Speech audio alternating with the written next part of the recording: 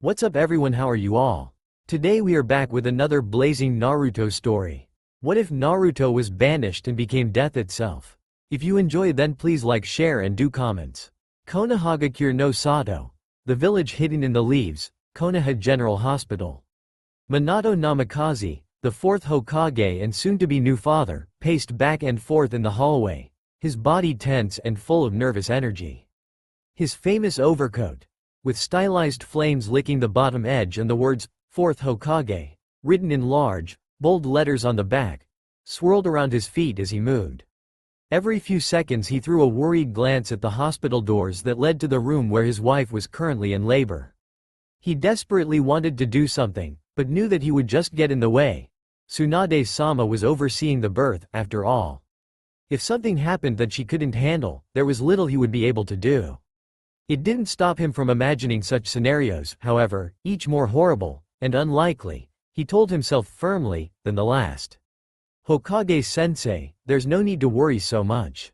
Kushina-sama is strong, I'm sure she'll be fine. Tsunade-sama won't let anything happen to her, after all. Kakashi said lazily, never taking his eyes off his ever-present orange book. His silver hair stuck straight up in the air, defying gravity as it always did. His mask-covered face seemed to be smiling as he giggled to himself. Minato threw Kakashi an irritated glance, but he stopped pacing for the moment. "Why do you insist on calling me that? It sounds ridiculous," he snapped.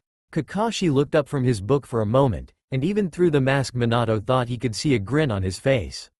"You are the Hokage and my teacher, after all. It's only proper." With that said, he turned back to his book, giggling again. The Hokage sighed. "Thanks for trying to distract me, but you're plenty worried yourself. You've been reading that same page for the last 30 minutes. Kakashi stiffened in surprise, then shook his head. "It's a good page," he insisted.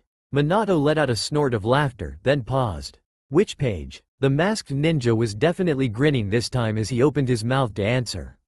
Before he could, however, an unearthly roar reverberated throughout the hospital hallway, rattling windows and stopping the two shinobi cold. The roar was more than just loud, more than just sound even. It was laced with an incredibly potent chakra, and just feeling it nearly brought them to their knees. The roar felt terrifying, it felt overwhelmingly powerful, it felt evil. Minato recovered first, and quickly grabbed Kakashi's shoulder.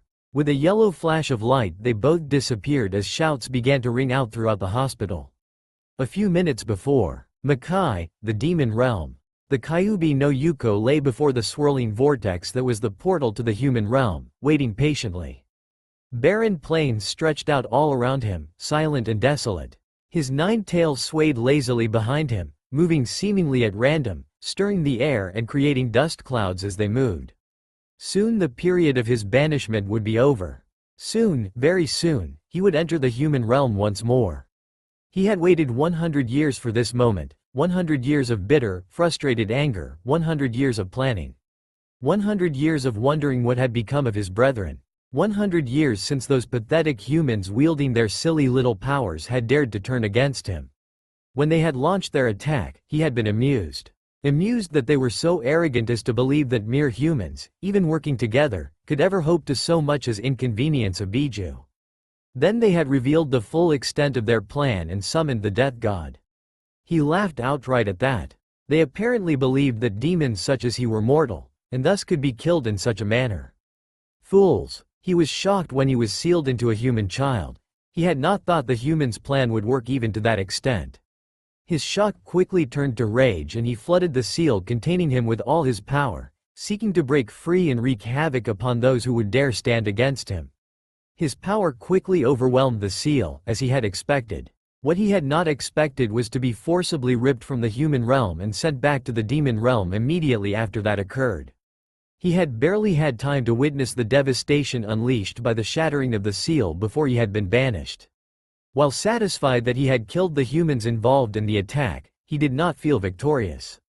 For a time, he assumed that the humans would soon banish his brethren as well, if they had not already done so. He wanted to confer with the others before returning to the human world and had sent emissaries to the other tribes calling for a meeting. After a year had passed without any sign of them in the demon realm and without any word through their tribes, He had been forced to consider that the sealing array had been meant for some other purpose. Whatever the humans had failed to accomplish in their attack on him had apparently succeeded elsewhere. His brethren were still in the human realm and lacked both the means to communicate and the power to move freely between the realms. Then had come the unwelcome discovery that the Death God had sealed the portal against him. With bitter clarity he now recalled the words the Death God had spoken to the human summoner, words he had dismissed as unimportant at the time, banished from the human realm for a period of 100 years. Thus is the agreement. He was pulled from his reminiscence as he felt the portal change, the feeling of the Death God's power fading away as if it had never been.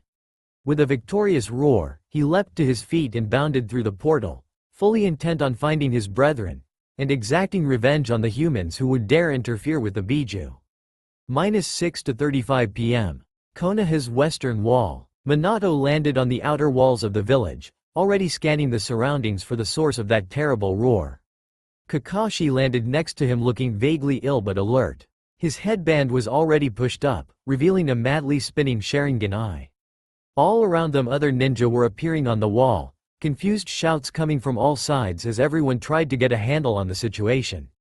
Minato's voice cut through the din, strong and clear. Silence. Did anyone see the source of that roar? All the ninja, even the ones originally stationed on the wall, shook their heads. Minato frowned even as his eyes kept scanning in all directions. There was no sign of any disturbance. No smoke, no chakra emanations that he could detect. He began snapping orders to the ninja assembled around him. Within moments, squads were spreading throughout the village to check for any damage, while others were heading for the other posts to see if they had detected anything. Given the lack of physical evidence, they had to consider the possibility of a widespread genjutsu. This might have been a preliminary test by enemy ninja hoping to find any holes in village security. It could also be relatively harmless harassment, but none of them believed they were that lucky. Sarutobi appeared a few moments later clad in his battle armor and looking every inch the veteran shinobi. Minato felt a little pride when Sarutobi nodded approvingly at him. His predecessor was clearly pleased to see that Minato had responded so quickly and effectively. "Minato, what?" he began to ask, but his voice cut off abruptly as his face paled and his eyes widened in horror. Minato turned quickly to follow his gaze and felt his own face go pale. Miles away yet still clearly visible stood a large form, glowing orange as the sun slowly set behind it. He sent chakra to his eyes, sharpening his sight as best he could. With his enhanced vision he could just make out the form of something akin to a fox, towering hundreds of feet above the trees. His heart nearly stopped when he saw that there were 9 flowing tails spread out behind the fox.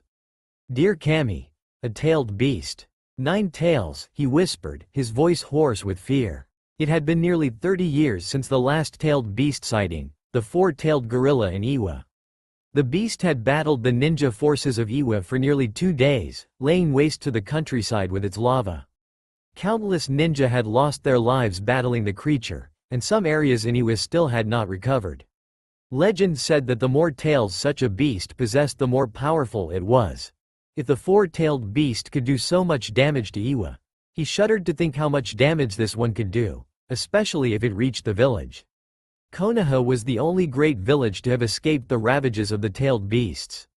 Their good fortune had helped them flourish beyond any other village, but it seemed their luck had finally run out. His mind raced, trying to remember everything he had ever heard about how to combat a tailed beast.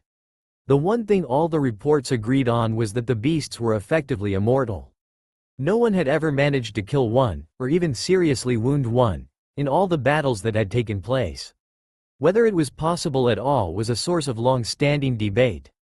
Still, everyone agreed, however reluctantly, that such a feat was beyond the power of any ninja, no matter how powerful or numerous. The only successful strategy was fuinjutsu, specifically containment seals tied to a living host. There were rumors that Suna had managed to contain the 1-tailed beast into an object for a time, but the container had failed within a week and unleashed the beast to once again ravage Wind Country. No other tailed beast had ever been sealed into an inanimate object that he knew of. The reports he had heard also suggested that the younger the host, the better. Several adult ninja, and even a few teenagers, had been selected as hosts, only to have their bodies swiftly begin to break down under the strain. They had died and the beasts were released or resealed within a year at most. Further complicating matters, the containment seal used had to be of sufficient power relative to the tailed beast it would contain. The seal holding back the one-tailed beast had proven wholly insufficient when the village hidden in the grass had attempted to use it on the three-tailed beast. That failed attempt and the disastrous aftermath had weakened the grass village to such an extent that it was still trying to recover over 50 years later.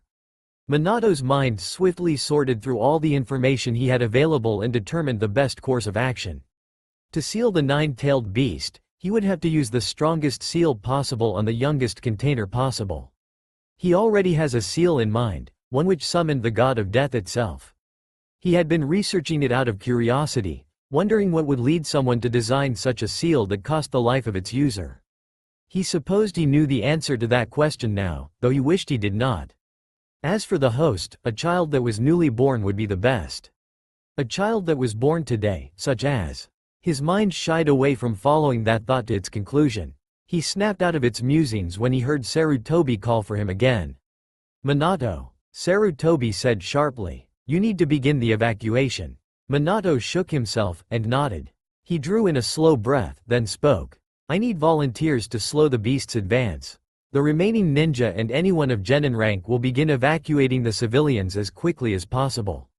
Sarutobi, I need you to organize the resistance. His voice trailed off for a moment as he mind grappled with what he was about to do, what he was about to sacrifice. I need to prepare for the sealing, he finished quietly.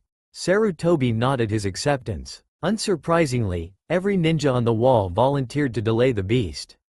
Minato smiled. It was a sad smile, but proud all the same. Thank you all. It has been an honor to lead you. With a yellow flash, he was gone.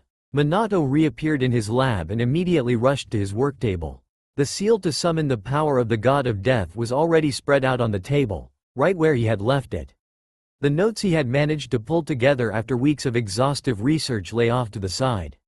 That information, beyond the requirements for using the seal itself, didn't even fill a page. He reviewed his own notes, realizing that he had made very little progress in understanding the underlying mechanics of the sealing array. The most useful piece of information was a scribbled note on the back of the sealing scroll. It wasn't by the original author, the handwriting was clearly different, but it contained more information than all the journals he had scoured to this point. The first test of the seal was successful, but too costly. The target was sealed, but when we lowered the protective barrier, Kenichi was dead. We examined the body but found no discernible cause of death. It seems that the god of death is not to be summoned lightly.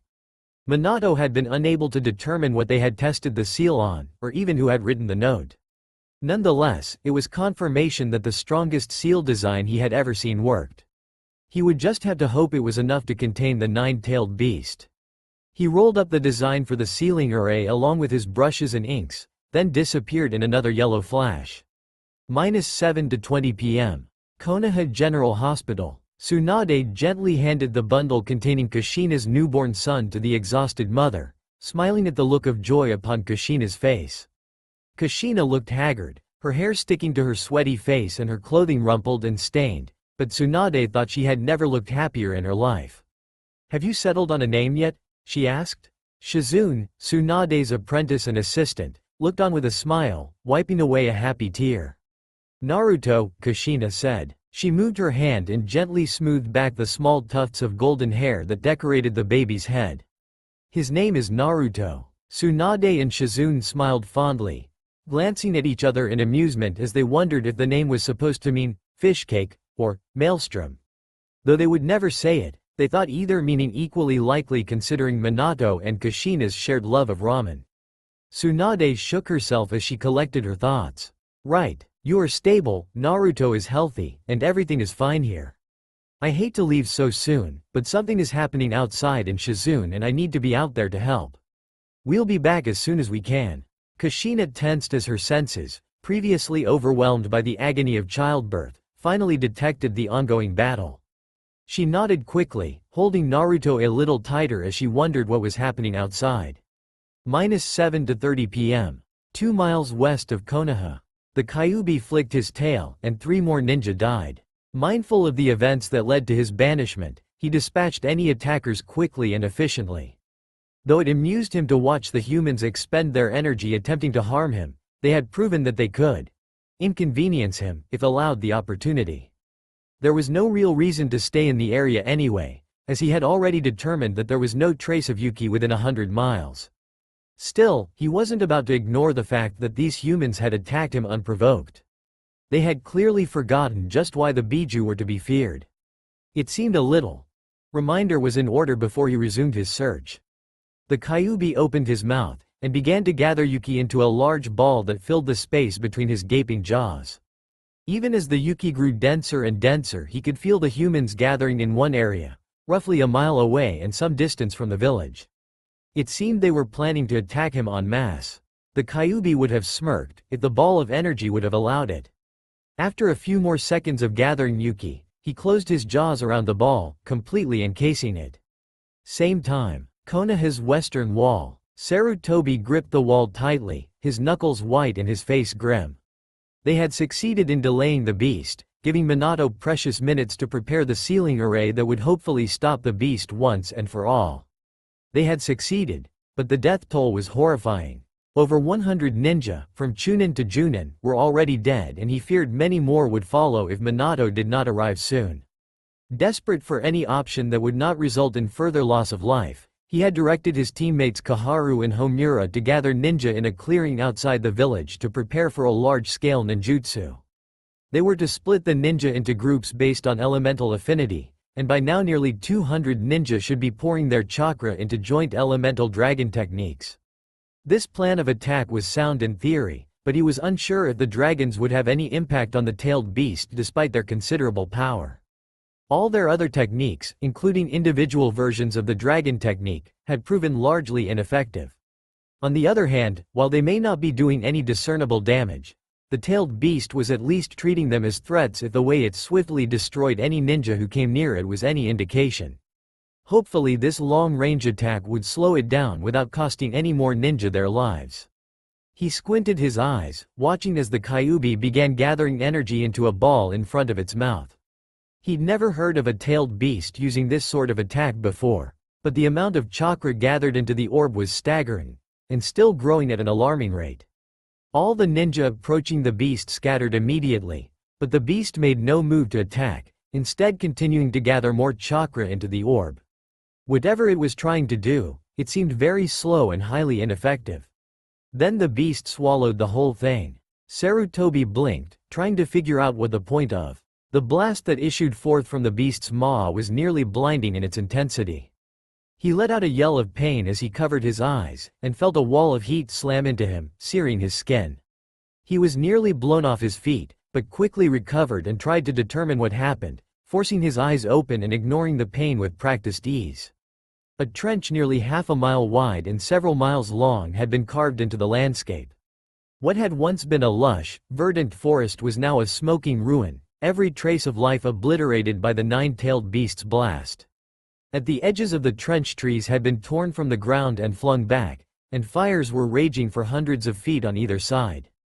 Sarutobi gaped. If that blast had been pointed at Konoha, half the city would have been destroyed.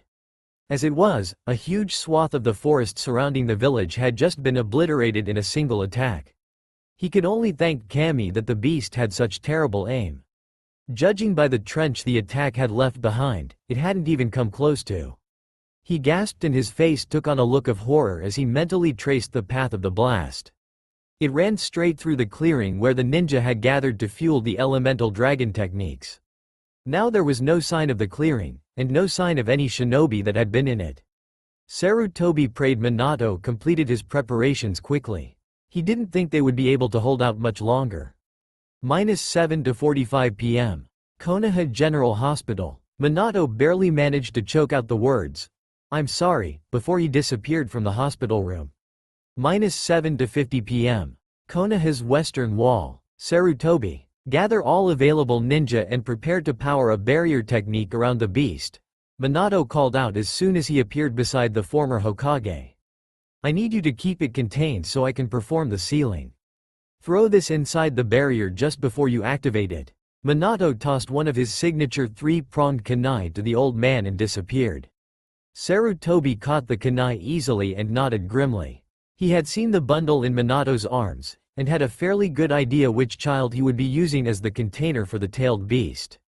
He just hoped they could hold out long enough to activate the barrier. -7 to 55 p.m. 2 miles west of Konoha. The Kyuubi laughed quietly as he felt the humans circling around him, spread out evenly yet keeping their distance. After he had unleashed the menacing ball on their little gathering, all the attacks had ceased. He even waited for several minutes to see if they would respond, reveling in their terror. A few more deaths, perhaps another menacing ball, and the lesson would be firmly planted in their minds. Still, he really should stop playing around with the humans, he mused. His initial anger at their attack had rapidly cooled with every human he killed, and now he felt more bored and impatient than anything. After a few more moments' contemplation, he decided that one last attack should suffice, then he could move on to his real objective. He began to gather power for another menacing ball, this one aimed at the next highest concentration of humans with their odd power. For some reason, they were gathering within a mountain, behind what appeared to be human faces carved into the side. Were they expecting to hide from him now, after they had attacked him at first sight? He stopped, the menacing ball swiftly dissipating, when the barrier snapped into place around him.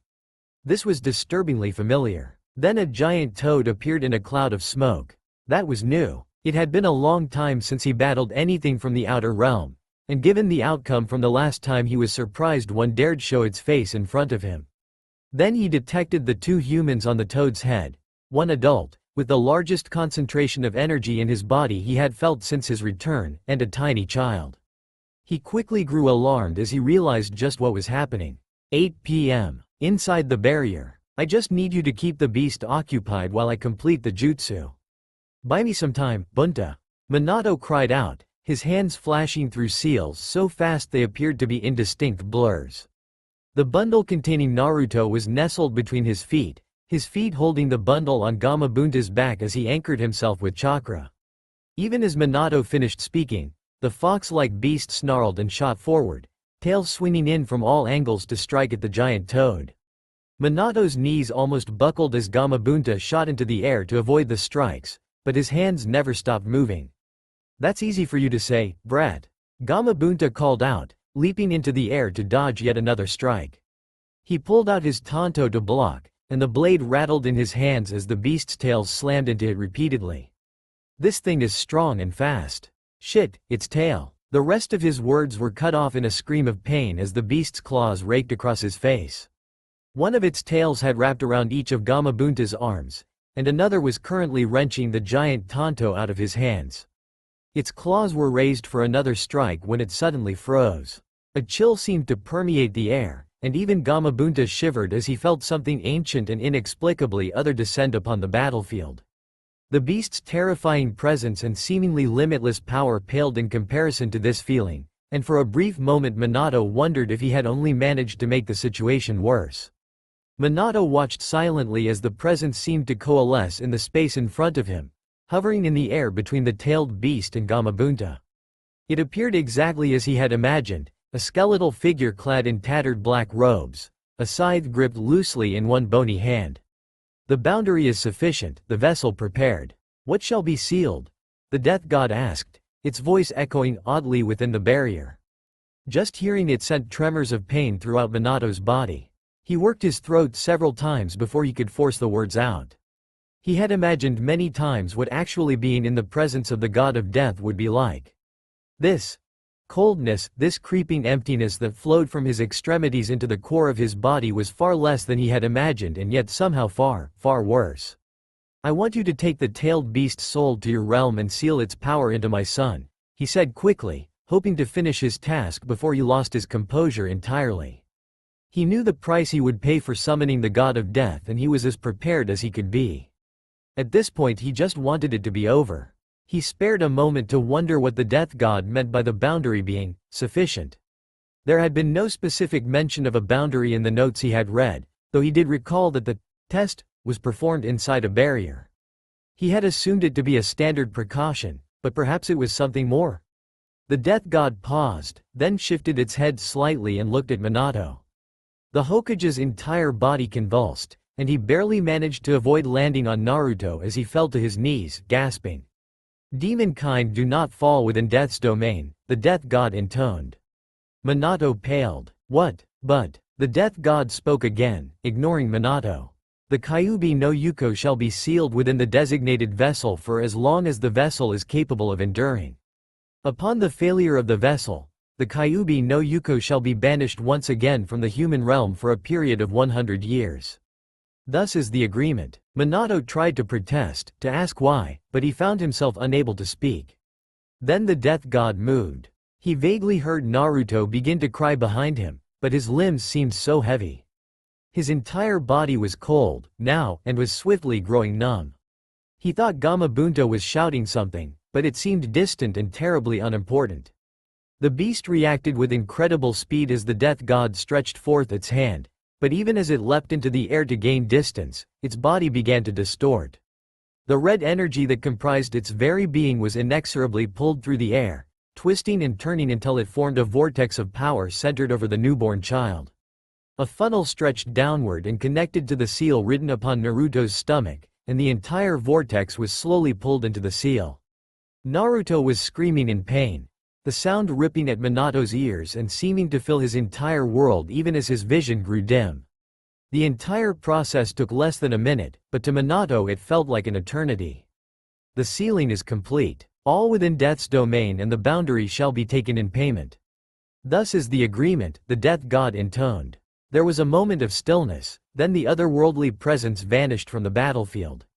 His attention was suddenly diverted to the ground, where the previously green grass, what remained of it after the damage Gamabunta and the beast had done to the landscape, was swiftly turning brown. The leaves were dropping from the trees in torrents, the exposed wood turning gray and crumbling. Even as Minato's vision faded entirely, his mind churned, trying to process what the death god had said. Something was wrong with that statement. Something was. As the life faded from his eyes and his body stilled, he never noticed that Naruto had stopped crying. 8 p.m. 2 miles west of Konoha, site of the Kyuubi's sealing, inside the barrier. Kusho, more commonly known as the nine-tailed demon fox or even just the Nine Tails, was not annoyed. Nor was he upset. He was far beyond such pale words. He was furious. He had been sealed again. Sealed. Again. He wanted nothing more than to flood all his power through the seal and into his vessel to destroy it. He wanted to stomp out every last human life so that none would again dare inflict this indignity upon him. He wanted to scorch the land such that nothing would ever grow and every being in the human realm would realize the price for meddling with the Kyuubi no Yuko. He wanted to. He felt his Yuki churning as his emotions ran wild, and knew that he was a mere moment away from giving in to his desires and releasing his full power. Even as his fury burned hotter, he forced his Yuki to calm.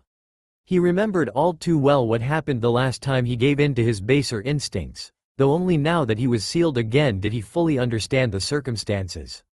That pathetic human had attempted to steal his power using the assistance of the god of death, and this was the result.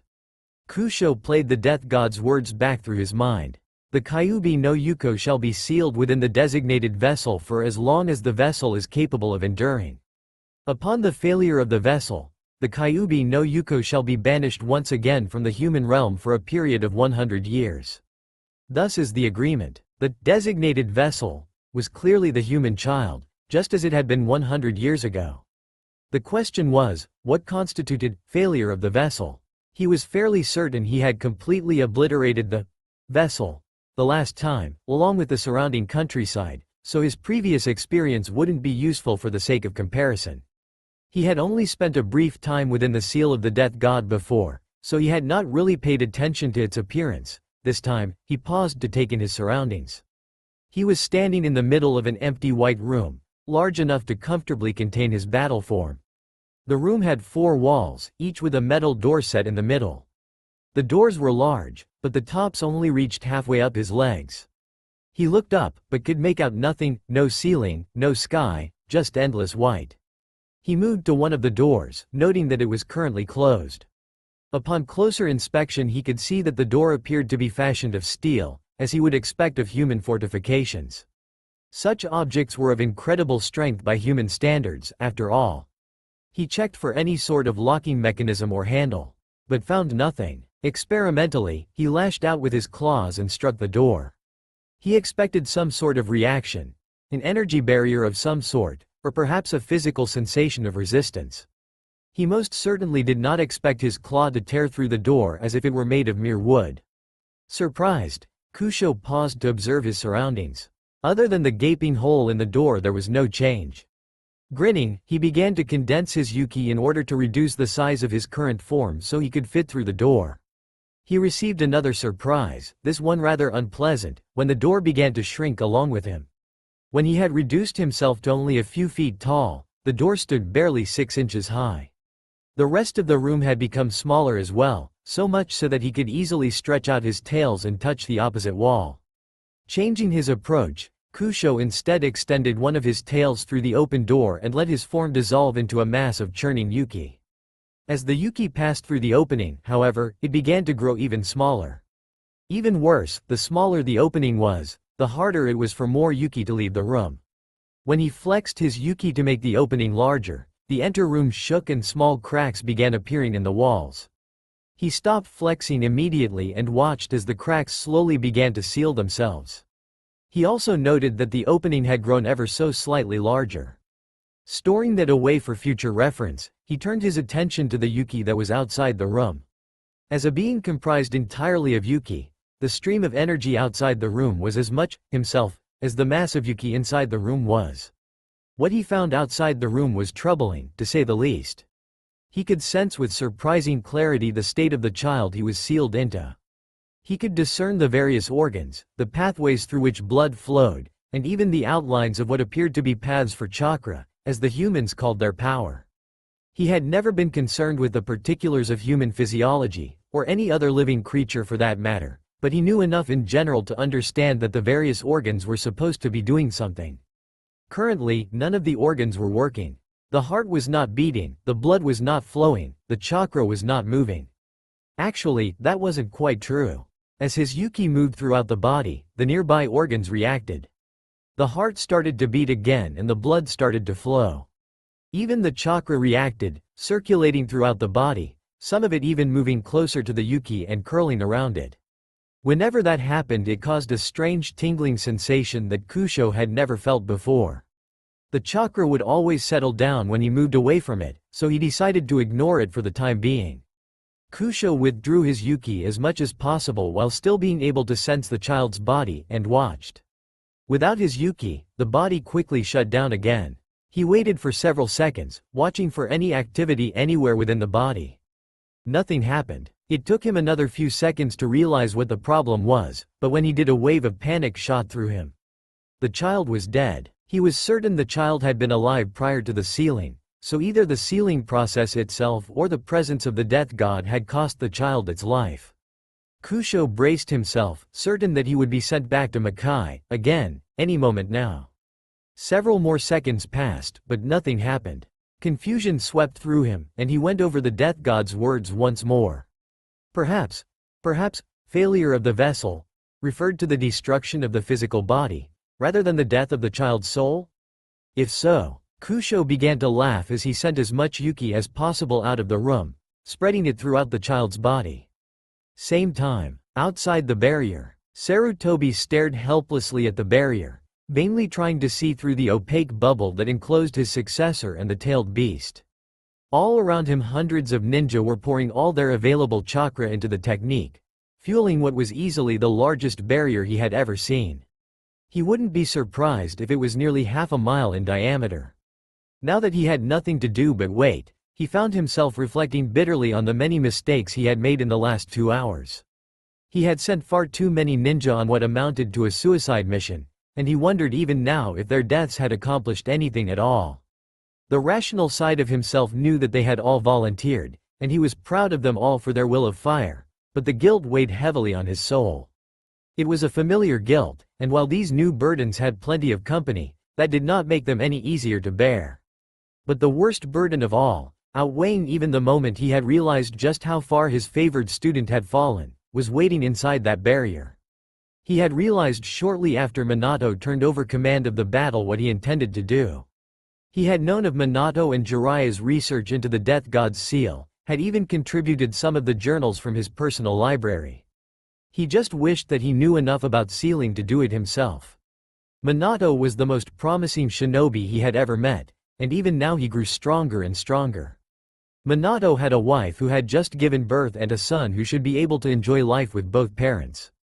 Now that would never happen. Sarutobi was drawn out of his musings as he noticed several ninja collapsing as they succumbed to chakra exhaustion.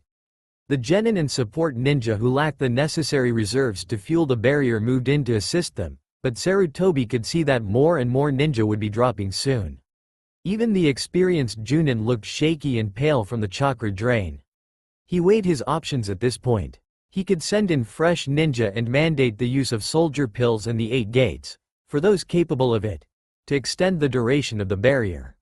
Such a course could cause irreparable damage to the ninja involved and would likely still only gain them another minute or two. On the other hand, he could drop the barrier now, while most of his forces still had some power left and could assist in the battle. Given the Fourth's plan, it was likely that matters within the barrier were already settled, one way or another. Nodding sharply, he made his decision. Attention all ninja. On my signal you are to drop the barrier and prepare to engage the tailed beast. His voice rang out. He could see the ninja around him gather themselves, determination warring with fear in their faces. He waited a few more seconds, then shouted, now.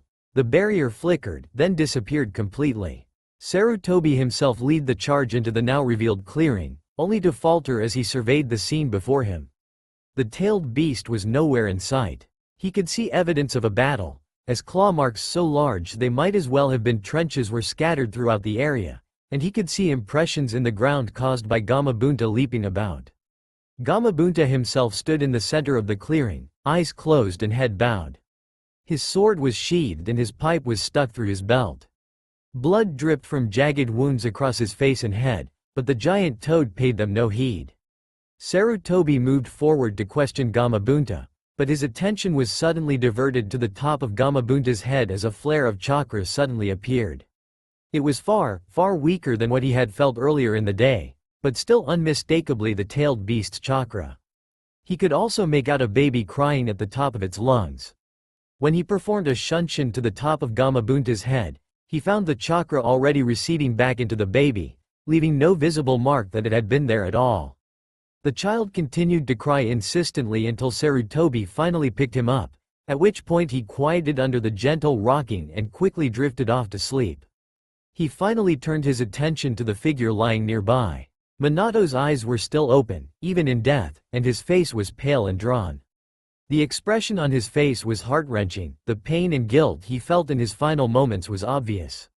Sarutobi slowly knelt beside Minato's body, and reached out with one shaking hand to close his eyes. He could feel tears streaming down his face, but he just let them flow. He pulled off his long scarf and laid it across Minato's head, then moved back down to the ground. He paused on his way down to speak into Gamabunta's ear. I would like to ask you about what happened inside the barrier, but I need to see to the village first. Can Jiraiya talk to you later? Gamabunta gave a slight nod, his head still bowed in sorrow. The moment he arrived at Gamabunta's feet he was surrounded by anxious ninja. None could voice their questions aloud but their concerns were plain to see. Some were eyeing the bundle in Sarutobi's arms curiously, while a few were clearly already drawing conclusions about what had happened within the barrier. Sarutobi scanned the crowd and soon spotted Kakashi's distinct shock of white hair. Kakashi. Though his voice was low, it rang out in the silent clearing as if he had shouted. Please select 3 other ninja to serve as Minato's honor bearers. Sarutobi's voice broke from grief, but he forced the rest of the words out. Our 4th Hokage has fallen in battle. 9 p.m. Konoha, Hokage's office. Tsunade-chan, thank you for coming so quickly, Sarutobi said. He smiled slightly, but kept his attention on the bundle in his arms. Well, whatever you need me for, just make it quick, I need to get back to the hospital. We've got a lot of injured ninja still, not to mention all the ones with severe chakra exhaustion, Tsunade said quickly. She was looking around his office in irritation, so it actually took her a few moments to realize what he was holding in his arms. Is that a baby? Sarutobi chuckled. I'm glad to see your skills haven't dulled over the years. This is indeed a baby. A very special baby, in fact. Tsunade growled under her breath, but moved closer, correctly assuming that she was summoned to check on the child's health. She froze a few steps away, and then called out in shock, Naruto? Sarutobi nodded to himself. Tsunade's exclamation all the confirmation he needed that, as he had expected, this was indeed Minato's son. Ah, so they did go with Naruto for his name after all. I thought they would. Old monkey, why is Kushina and Minato's kid here? Actually, where's Minato? Sarutobi finally turned his face towards her, and she was shocked to see his reddened eyes and tear-stained cheeks. Here, in this office, in front of one of his former students, he let his guard down and allowed his grief to show through. You haven't heard? He asked quietly, genuinely surprised. Tsunade shook her head slowly. All the patients I was working on were in no condition to talk, and I came straight here when the Anbu summoned me. What haven't I heard? She tried to ignore the foreboding feeling that had settled firmly in her gut and the echo of long-dead voices that were never far from her thoughts. Minato sacrificed himself to seal away the tailed beast. Given the beast's power, the only option was to seal it away into a child, the younger the better. I suspected he had chosen his own son as the vessel, and you have just confirmed that for me, Sarutobi said softly, turning back to look at Naruto again. His wrinkled hand smoothed back the small tufts of hair on Naruto's head as he continued to rock the baby gently back and forth. Tsunade closed her eyes and bowed her head, quietly absorbing the news. Sacrificing his own life to protect others sounded exactly like something Minato would do. Even as she thought about the fourth Hokage, the faces of Dan and Nawaki, her lover and her younger brother, flashed through her mind. All three had dreamed of becoming Hokage and protecting the village, though only Minato had achieved his dream. Dan and Nawaki had both died long before they even had the chance. And now Minato was gone as well.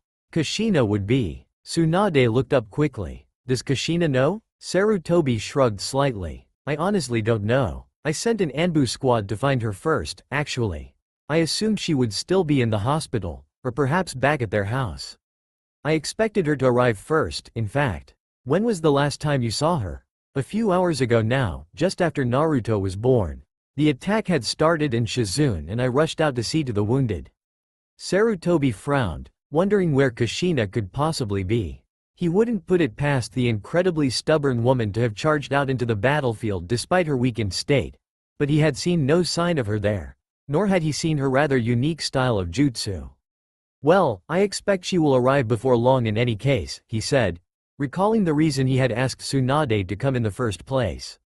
In the meantime, I would like you to look over young Naruto here. Konoha has no experience with sealing-tailed beasts, so unfortunately we have no idea what to expect as far as his health and development is concerned. I also witnessed the beast's chakra flaring up shortly after the sealing took place, though it hasn't happened since. Tsunade nodded slowly, then stood and made her way over to Sarutobi. She motioned him to place Naruto on the desk, then activated her medical jutsu. The moment she started her scan, she drew back with a low hiss. Sarutobi immediately went tense beside her, but waited for her to speak. Sensei, how is this seal supposed to work? I honestly don't know. Seals were never my area of expertise, that was Jiraiya and Minato's area. I know they've both been researching this seal for months now, so until I hear otherwise I would assume that it is functioning as intended. Why? There are trace amounts of the beast's chakra circulating throughout his entire body. Sarutobi's eyes widened. What? He yelled. Naruto began to fuss as he lay on the desk, and he forced himself to keep his voice quiet. What do you mean, circulating? Well, everywhere blood and chakra flow there are also trace amounts of the beast's chakra. She reactivated her jutsu and began scanning again. She continued talking as she did so. It spread evenly throughout the body, not pooling in any one area that I can detect. It also seems to originate from behind his navel. I assume the seal was placed on his stomach? Over the view gate? She didn't bother to wait for his nod. I can't detect that it's causing any damage or deterioration, though I can't say what the effects will be in the long term. For the moment, I'd say it's actually helping, if anything. Sarutobi relaxed slightly as she spoke. Perhaps this was how the seal was supposed to function. There could certainly be a lot of benefits to having a secondary supply of chakra, though though who knew if the beast's chakra worked in the same way as human chakra. In fact, he recalled descriptions of other vessels using powerful and unique techniques in the past, techniques that no one had managed to replicate. Perhaps this was part of the secret. Tsunade frowned suddenly. What the? Sarutobi waited for her to continue, but she remained silent, still frowning. What is it? He prompted. There was some sort of reaction between the beast's chakra and Naruto's chakra, what little of it there is at his age. I've never seen chakra do that. Do what? He was getting rather annoyed at this point, and was on the verge of activating his own technique just to see for himself. Where the two chakras come in direct contact, it sort of vibrates. It doesn't seem to cause any damage or side effects, but how? Why? It vibrates? How in the world does chakra vibrate? Tsunade scowled and deactivated her jutsu. That's the best way I can describe it, alright? When two different chakras interact, they either blend together or repel one another. It's a basic tenet that all medics have to be aware of. I've healed thousands of ninja, and my chakra will either blend with or repel the patient's chakra. Always. She was starting to get worked up now, her face flushing and her voice rising. Medics train for years to learn how to handle the problems that interaction can cause. It's the foundation of modern medical ninjutsu. I have personally done years of research to explain and predict those reactions. I have never in my life seen chakra do that. Naruto started fussing again, louder this time, and Tsunade snapped her mouth shut and turned away, stomping off to fume in the corner while still muttering under her breath. Sarutobi shook his head, torn between amusement at seeing Tsunade so passionate about yet another medical mystery and worry about what this could mean for Naruto. It was probable that this vibration was due to the beast's chakra rather than something unique to Naruto, but that didn't explain what was happening or why. So, other than the oddity with the beast's chakra, he is in perfect health? Sarutobi asked a few minutes later, seeing that Tsunade had calmed down and had moved past her ranting phase and onto her research planning phase. She nodded distractedly. Yeah, he's fine, every bit as good as when he was first born. Glad to hear it. Once Jiraiya gets here, I'll have him check the seal and confirm how it's supposed to work, then Kushina can take him home, or wherever she would like to go. He mentally added a tally of at least 2, or, on further reflection, 4, squads of Anbu to her entourage. He wasn't about to risk losing Minato's wife and child to some enemy ninja who sensed an opportunity in the wake of the tailed beast's attack. He paused, then turned to face Tsunade. She could probably use some company in the days ahead, you know, he hinted not so subtly. Tsunade threw him an irritated glance. If you think I'm about to leave her alone while she's grieving over Minato and adjusting to being a mother, you're even more senile than I thought, old monkey. Sarutobi smiled. Indeed, silly of me to think otherwise. Same time. Gaikai, the outer realm, Myobokuzen, exquisite tree mountain. Jiraiya landed nimbly on his feet as the reverse summoning spell ended, having completed its work in bringing him to the home of the Toad Summons. He took a moment to admire the gorgeous scenery around him. Lush forests and thundering waterfalls greeted his eyes wherever he looked. Even the buildings the toads had created had a way of blending into the forests around them. Konoha would always be his first home, but there were times when he was tempted to give up his work as a ninja and live in Myobokuzen. He had fought the temptation thus far, but every year it became just a little bit harder to resist the peaceful allure of this place and continue his work as a ninja.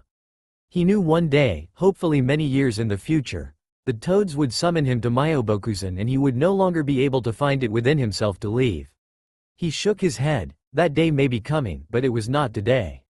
Today he was here to learn about the last moments of his last and greatest student, Minato Namikaze, the man who had surpassed his teacher in nearly every respect, the man who had become Hokage before the age of 30, the man who he had hoped would succeed him as the Toad Sage.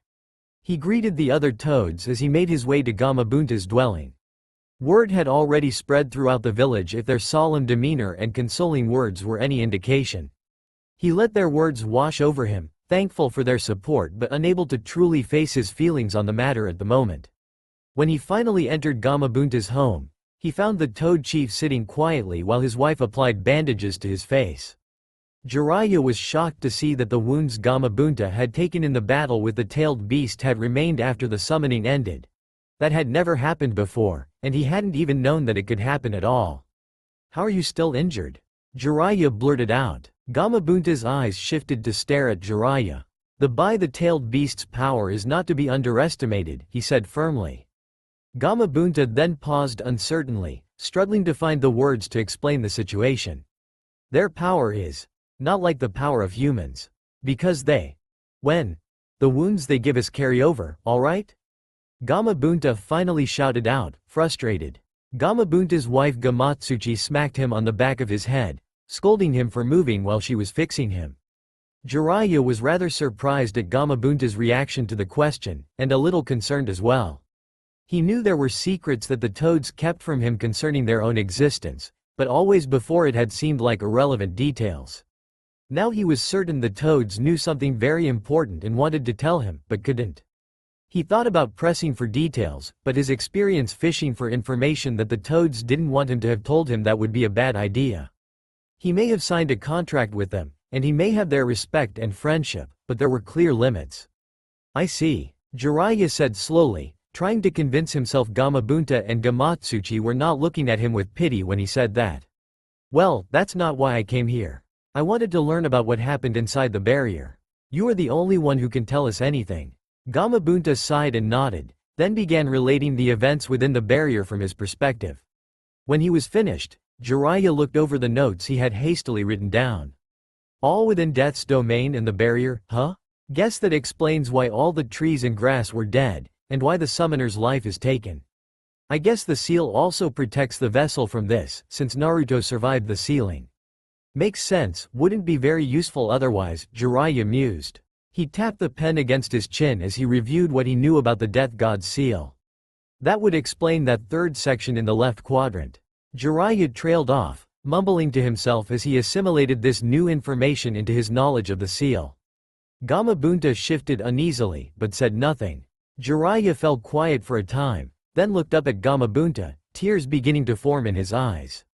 Did Minato say anything, at the end? Gamabunta sighed heavily, but shook his head. No, Jiraiya, he didn't. Knowing him though, I'm sure he left some sort of message behind, but he didn't say anything while I was there. There was no time. Gamabunta fell silent as Jiraiya forced back his tears and nodded slowly. Right, I'm sure he did, yeah, Jiraiya said, wiping his face and taking a long breath. Well, I need to let sensei know about all this. Thank you for telling me, Bunta. Jiraiya bowed in thanks, then turned to leave. Jiraiya, Gamabunta called out quietly. There's something else you need to know. The great Toad Sage has issued a new prophecy. He says that one of your students shall stand in the path of the vengeful spirit, and that their clash shall reshape the world. Jiraiya felt rage wash over him. Well, all my students are fucking dead now, aren't they? The anger left as quickly as it had come, leaving a horrible empty feeling behind.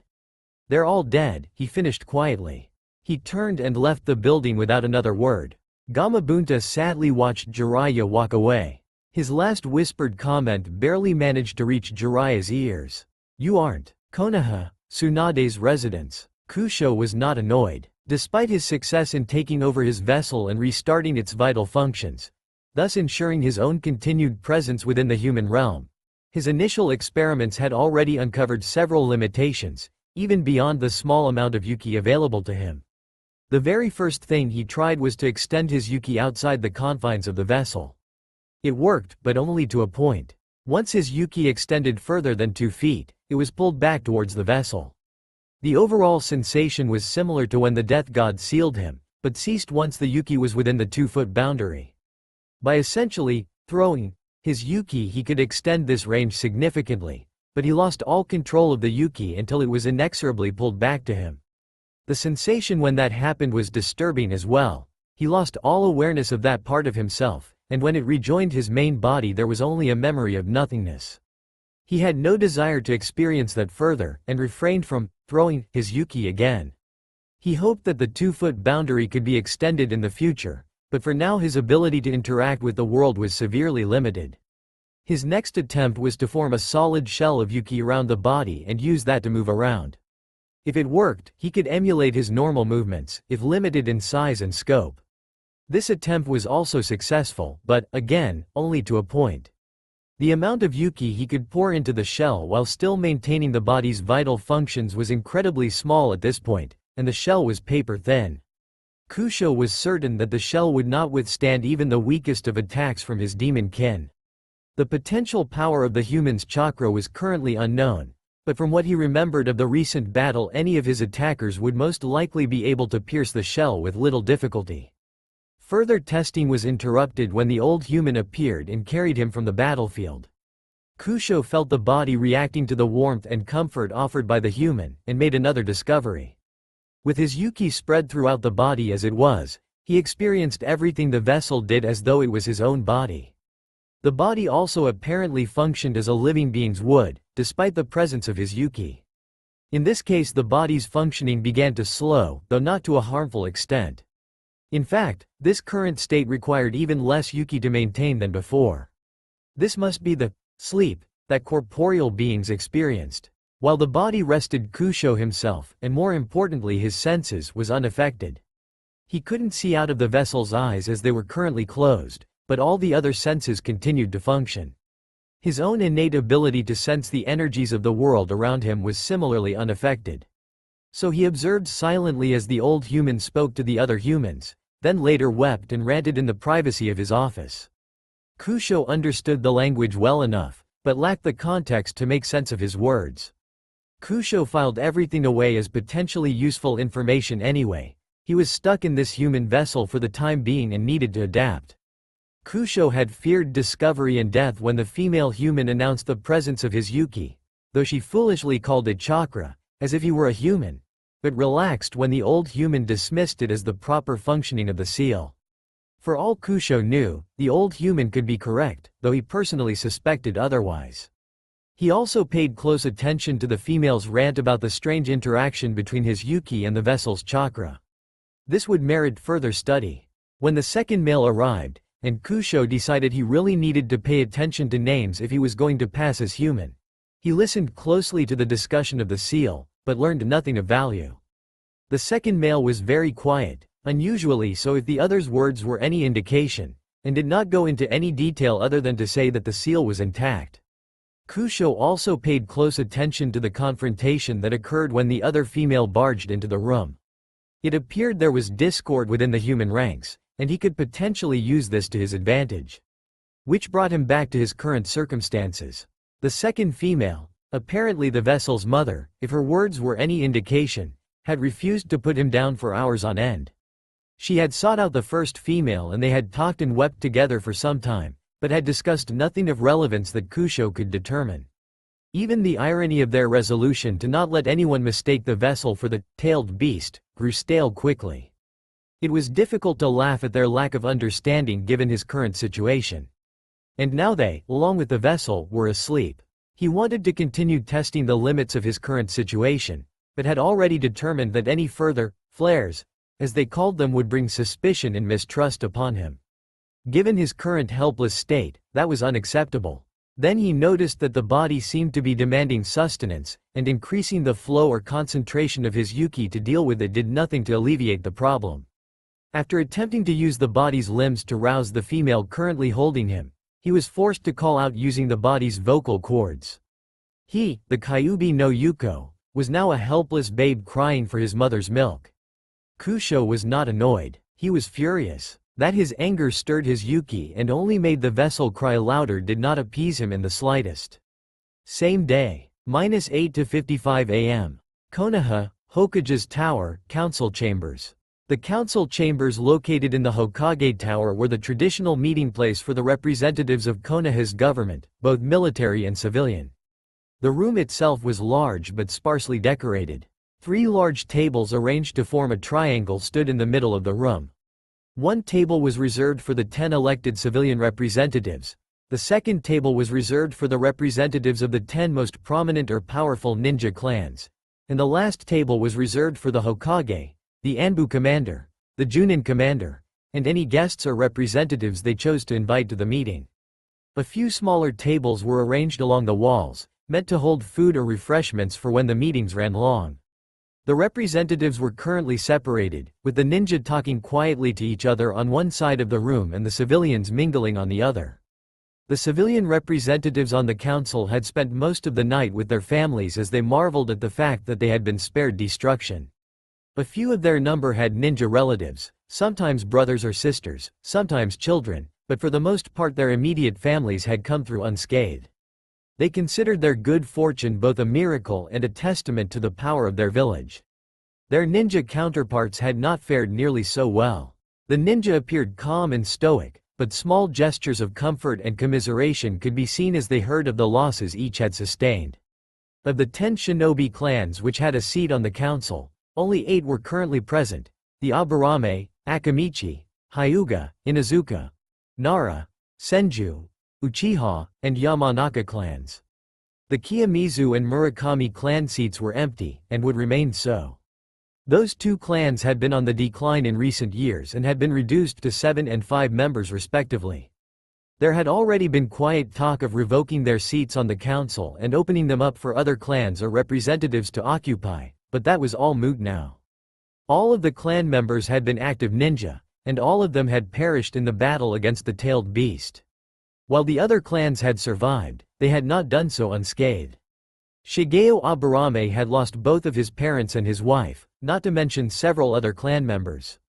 The Akamichi were traditionally close combatants and lost 2 members before it was determined their jutsu would be completely ineffective. The Hyuga, Inazuka, Nara, and Uchiha had lost several members each, including Sume Inazuka's husband, Kenichi. The Yamanaka were keeping it quiet for the moment, but several members had attempted to utilize their mind-based jutsu against the Kyubi and had yet to awake. There was some hope they could still recover, but it diminished with each passing hour. The Senju clan, consisting solely of Tsunade Senju, was technically the only clan to come through the conflict without losses. At precisely 9 o'clock, the council doors opened and Hiruzen Sarutobi strode into the chamber, accompanied by the Anbu commander in the traditional dragon mask and the current Junin commander, Kensuke Sawada. The room fell silent as their attention focused on the 3rd Hokage. In the years since his retirement, Sarutobi had relaxed considerably and allowed a more laid-back, genial personality to shine through. He was still involved in shinobi affairs in an advisory capacity but generally appeared to be enjoying his retirement to the fullest. It was not uncommon to see him strolling through the village, enjoying the weather or idling in the park, simply observing the people of the village with a smile on his face. That was not the man who walked into the council chambers. This man walked firmly and with a clear sense of purpose, his eyes sharp and his face grim. Despite his nearly 60 years of age, there was no sign of weakness in his posture or gait, and everyone in the room sat a little straighter as they remembered why he was known as the God of Shinobi. They remained silent as Sarutobi stopped before the chair reserved for the Hokage. He turned and faced the rest of the council, but pointedly did not sit. Normally Sarutobi would be accompanied by his 2 former teammates and closest advisors, Kaharu Utatane and Homura Mitokado. Their absence likely meant that they had not survived the battle with the tailed beast. As everyone else took their seats, the Junin commander cleared his throat and began the meeting. Ladies and gentlemen, you all know why we are here. Our village has suffered a catastrophic loss of life, and we must act swiftly and decisively to both protect the village and replenish our forces. Among our many losses was Namikaze Minato, our 4th Hokage, who gave his life performing a technique that ultimately ended the battle and prevented further loss of life. A moment of silence for our Hokage and our fallen comrades, please. Everyone in the chamber bowed their heads. After 10 seconds, Kensuke continued. Given this loss, our village is currently without a leader. As such, our first order of business is to appoint a new Hokage to lead us through this trying time. I hereby nominate Hiruzen Sarutobi, our previous 3rd Hokage. Tsunade immediately spoke up. Seconded, she said firmly. She was echoed a moment later by the Anbu commander. The rest of the council quickly nodded in agreement, though Fugaku Uchiha hid a frown as he did so. The Junin commander eyed the room for a moment, then spoke again. Does anyone have reason to object to this nomination? He almost managed to keep the smirk out of his voice as he did so, but several people in the room snorted, all of them amused at the thought of someone objecting to the god of shinobi. Are there any other nominations? Kensuke asked. He eyed the room warily this time. Despite Sarutobi's obvious qualifications and proven ability, There were at least two other people in the room who could make a serious argument for their own candidacy for Hokage: Fugaku Uchiha and Tsunade Senju. He personally didn't believe Tsunade would ever want the job despite her lineage and prowess, but Fugaku was another matter entirely. He possessed sufficient skill and more than his share of ambition, though he kept it tightly controlled in most circumstances.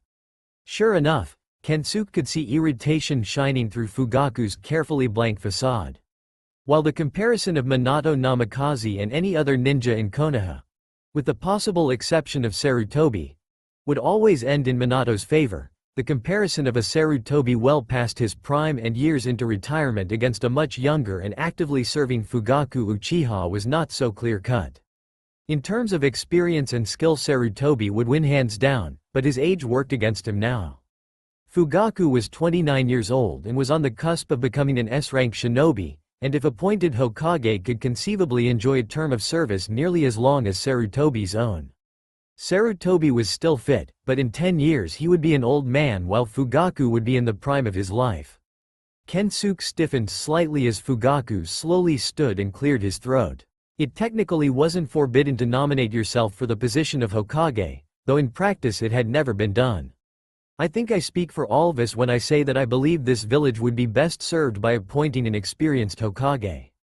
I move that we vote immediately to appoint Sandaime-sama as our Hokage once more so that we can proceed to address the many pressing concerns facing our village. Fugaku spoke calmly and evenly, making eye contact with each person in the room in turn. He was looking directly at Sarutobi when he finished, and held his gaze for a long moment before he sat down again. Kensuke was impressed despite himself. That little speech had probably done more to help Fugaku follow Sarutobi as Hokage than any amount of posturing could have. Everyone in the room knew of Fugaku's ambition, and that he was willing to set it aside for the village spoke well of him, regardless of the motivations behind it. Nodding slightly at Fugaku in respect, Kensuke waited for someone to second the motion, and Tsunade once again lent her voice to the proceedings. The vote was unanimous. Sarutobi nodded sharply. I thank you all for your continued faith in me. The will of fire burns strong in all of you, and with your support we shall come through this stronger than ever, he said, then finally sat down. Our first order of business is to assess the current state of the village in the wake of the tailed beast's attack. Dragon has surveyed the damage to the village and conducted a headcount of our ninja forces in preparation for this meeting. Dragon, the Anbu commander, stepped forward and bowed. When the ninja spoke, the voice was distorted by the mask and unidentifiable as to age or even gender, but was still quite understandable. Yes, Lord Hokage. The damage to the village itself was minimal, limited to shattered glass and minor damage caused by the beast's roar and incidental damage accrued during the evacuation. No buildings or infrastructure were damaged. The Anbu commander paused to gather his thoughts for a few moments, then continued. The survey of ninja forces reveals that 107 ninja have been confirmed dead, with an additional 231 unaccounted for and presumed dead. Stunned silence filled the chamber. The civilian representatives had been isolated from the battle itself, and while they understood the danger, had no idea the battle had gone so badly. The ninjas on the council knew things had been bad, but even they were shocked that so many had died. The Anbu commander continued. Of the 338 ninja confirmed or presumed dead, 17 were Anbu, 82 Junin, 161 special Junin, and the remaining 78 Chunin. In addition, there are 28 ninja, 2 Anbu, 7 Junin, 3 special Junin, and 16 Chunin, who are listed as permanently disabled. Analysis of mission capacity and defensive capability is ongoing, but initial estimates indicate that, including all ninja who were away on missions during the attack, we have 7 ninja cleared for S-rank missions, and less than 30 cleared for solo A-rank missions. If we maintain our current defensive allocation, Konoha will experience nearly a 70% loss in mission income in the next year alone. Projections indicate that Konoha will be bankrupt or overrun within 3 years. Sarutobi's head was bowed as he heard the death toll. 338 ninja dead on his orders while under his command. Only the death tolls of the second or third ninja wars compared, and those were spread out over years. This had happened in less than 3 hours. The other members of the council slowly digested the news. The civilians looked faintly ill, their previous belief that Konoha had been spared by some miracle feeling hollow now that the consequences were becoming clear. After a full minute of silent contemplation as each member considered the situation, Sarutobi spoke up. Our most pressing concern is the manpower available for missions. We can't decrease our defensive allocation, if anything, we'll need to increase it. The other villages will test us once word gets out about the attack, and if they sense weakness they will not hesitate to take advantage. We also can't allow income from missions to drop so far. I will request support from the Fire Lord, but I suspect we'll be lucky to get enough to cover 5% of our annual income, and that will dry up well before we have recovered. He has always maintained that the village should be self-sufficient and his generosity will only extend so far. The logistics division will need to provide specifics, but for the purposes of this discussion let us assume that we can allow income to drop to 80% of our current levels at most. In order to shore up our manpower, for the foreseeable future I will be placing the village on a limited war footing. All inactive ninja will be reactivated, including clan heads and clan elders. All leaves and vacations are hereby cancelled, and all reserve ninja will be called into active duty. Dragon, how many additional ninja does that give us? Dragon thought for a moment, then replied, in theory, that would provide us with 3 Anbu, roughly 40 additional Junin and 90 special Junin, and over 200 Chunin. However, given how long some of those ninja have been inactive, I would expect the Junin and special Junin numbers to be significantly lower, at least in the short term. Sarutobi nodded thoughtfully. I see. I am also increasing the percentage of pay per mission allotted to the village, up to an additional 25%. Again, the logistics division will provide more concrete numbers as our exact situation becomes clear. At the very least this should buy us some time to train or activate additional ninja. The shinobi representatives all winced, but no one voiced an objection. That measure would not be popular, even less popular than pulling some of their clan members out of their retirements. The majority of ninja, especially those without clans, lived off of their mission pay. An additional 25% would seriously impact their finances.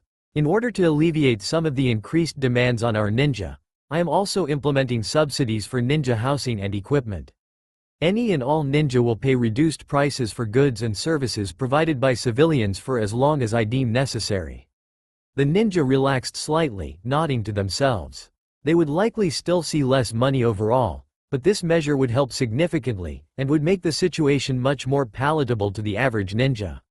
Some of the civilians, on the other hand, frowned. They knew better than to interrupt at the moment, but they didn't see why it was necessary to cut into their own profits. They already supported the village through taxes and mission fees, and diverting even more of their funds to support the ninja seemed excessive. If the ninja needed more money, they should run more missions. The ninjas certainly weren't falling over themselves to spend more money at their stores when business was slow, now were they? Sarutobi continued, filing away the reaction of the civilians for a later time. I want all of you to come up with additional ideas for either reducing spending or increasing income, preferably without levying additional taxes on the ninja population. Keep in mind that all ninja cleared for high-ranked missions will likely be unavailable for some time. We will reconvene tomorrow morning for further discussion. However, before we break, there is one other matter that needs to be addressed. It relates to how the 4th Hokage was able to defeat the tailed beast. The ninja on the council nodded knowingly, though a look of anger briefly crossed Tsunade's face. Several people noted it, though no one knew what it was about. The civilians on the other hand appeared to be confused. 1. Naoki Taniguchi spoke up, the first civilian member of the council to do so since the meeting began. Ah, Hokage-sama, what do you mean? Didn't the 4th Hokage kill the beast? Sarutobi shook his head. Actually, no, he didn't. No ninja has ever been able to kill a tailed beast, not even the weakest of them, the one-tailed. The 4th Hokage instead sealed the beast into a vessel. What is important is the means he used to do so.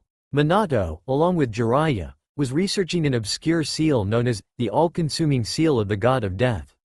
They both agreed that it was the most powerful seal currently in existence, and thus he chose it to seal the 9-tailed beast. He did so knowing that the price for using the seal would be his life.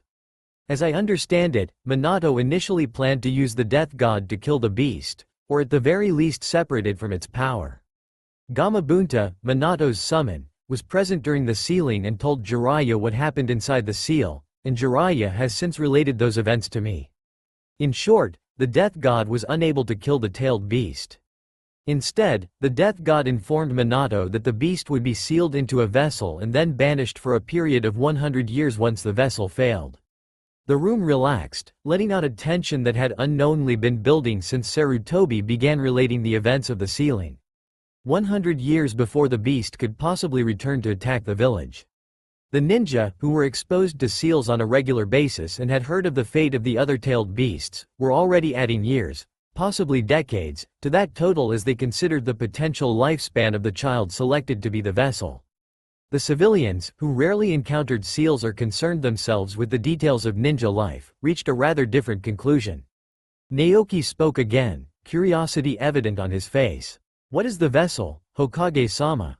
Not what, who, what? The fourth Hokage turned the beast into a person? Naoki shouted. Sarutobi startled, surprised at Naoki's conclusion. No, he didn't turn the beast into a person, he sealed the beast into a baby. The child is the beast's prison, essentially. It requires a human being to contain a tailed beast, and the younger the child the more secure the seal, Sarutobi replied, attempting to keep the explanation as simple as possible, mindful of the civilians' limited understanding of seals. Naoki slowly calmed down, then shook his head. I suppose.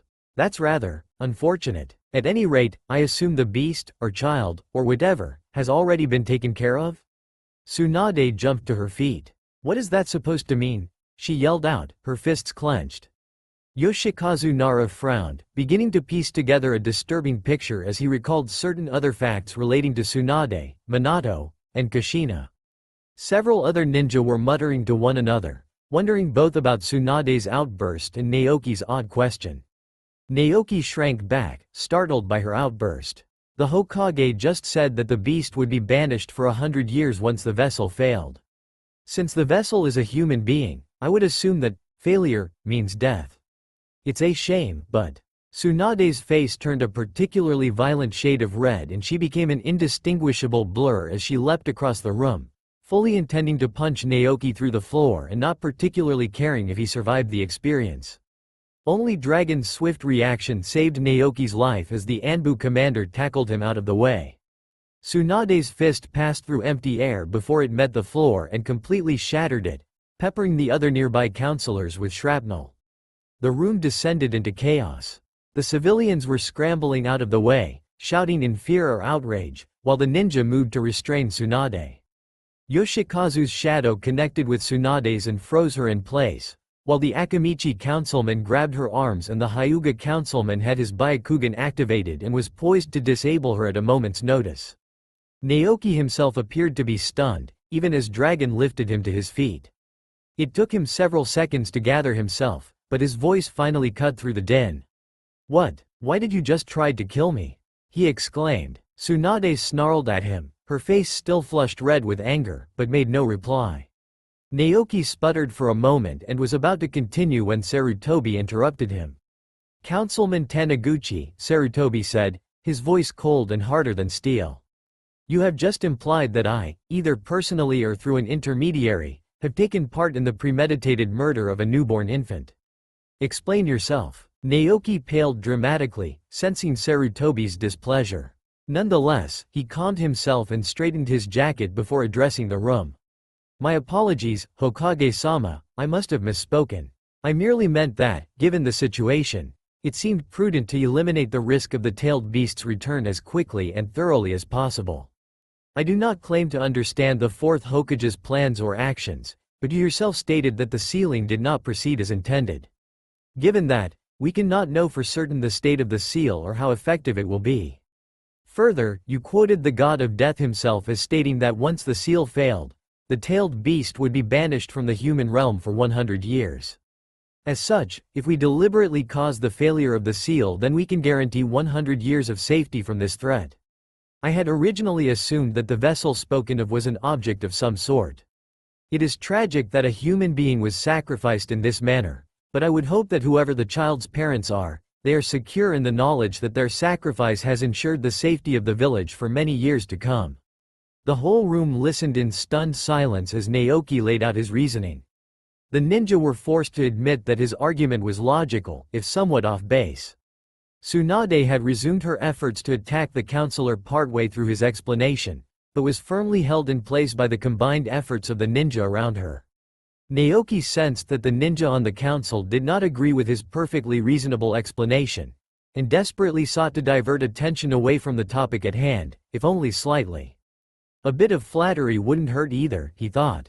He spoke again as an idea occurred to him. In fact, Hokage-sama, you haven't mentioned the identity of the child or its parents. They should be recognized throughout the village as heroes for their sacrifice. Who is the vessel? Sarutobi had originally intended to rebuke the councilman for his insinuations and correct his flawed logic, but found himself at a loss. Technically, everything he had said was true. The sealing did not go as intended. The beast would be banished if the child died, and, though he hated the very thought, killing the child would ensure 100 years of peace. As Naoki, and apparently most of the civilians, believed the seal to be faulty in some fashion, they would not accept that every day the child lived was another day added to that 100-year total. Even as his mind cast about for a way to explain the situation that would remove thoughts of murder from their minds, he heard Naoki's next question. Several scenarios where word of Naruto's identity spread throughout the village and would-be heroes sought to slay the beast occurred to him, and he responded swiftly to eliminate that threat. No, I have not told you his identity, nor will I. From this moment forward the identity of the vessel of the tailed beast is an S-rank secret, and will be protected as such. If you betray this secret to anyone who does not already know it, you will be executed immediately, Sarutobi declared. He would be damned if he allowed any harm to come to Minato's child, especially from overzealous fools. Further, Councilman Taniguchi, you're correct when you state that you do not understand the fourth Hokage's plans or actions, and should keep that in mind before you attempt to interfere with ninja affairs in the future. This matter is closed to discussion, and will not be brought up in the future. Am I understood? Naoki gaped in shock as the Hokage summarily dismissed his concerns. He nodded slowly, knowing that any other response would likely only make his situation worse.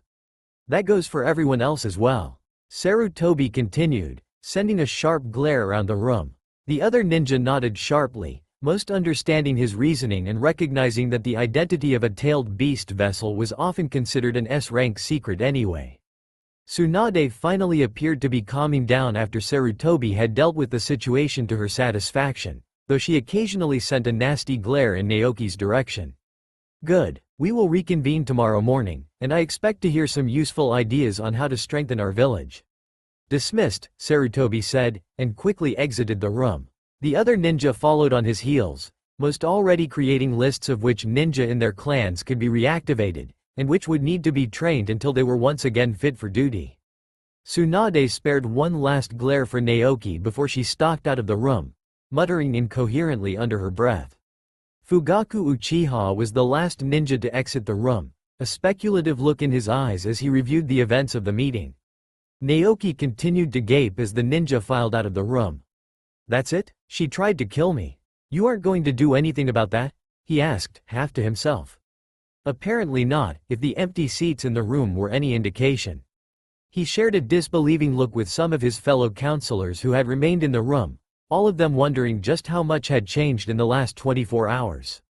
Konoha General Library. In the 3 years since the attack, Konoha had slowly but surely recovered. The ninja worked nearly to the breaking point, and passed, for a few, and had to give up some of the luxuries they enjoyed during the earlier times of peace, but were nonetheless able to keep Konoha operational. With the latest batch of graduates from the academy and the upcoming reviews to determine if any genin were eligible to advance to chunin, there was even talk that the situation would return to manageable levels, which meant fewer missions overall for each ninja. For most of the veteran ninja, it would be a welcome reprieve. Kusho was only vaguely aware of the overall situation of Konoha, though he kept an ear out for any information he could potentially use. His first year, after the odd happenings of his first week, had been spent in Anbu HQ. That had allowed him access to a wealth of information that he had come to take for granted. He was not only able to observe some of the most powerful humans in the village as they trained or studied, but also overheard up-to-date information regarding all aspects of village affairs. It had helped fill in his understanding of how the village operated considerably. That had ended after a year. He had instead been sent to an orphanage to live among children his age, and had thus lost access to what he viewed as vital resources. His protests were dismissed as tantrums and trouble adjusting, which only served to fuel his anger further.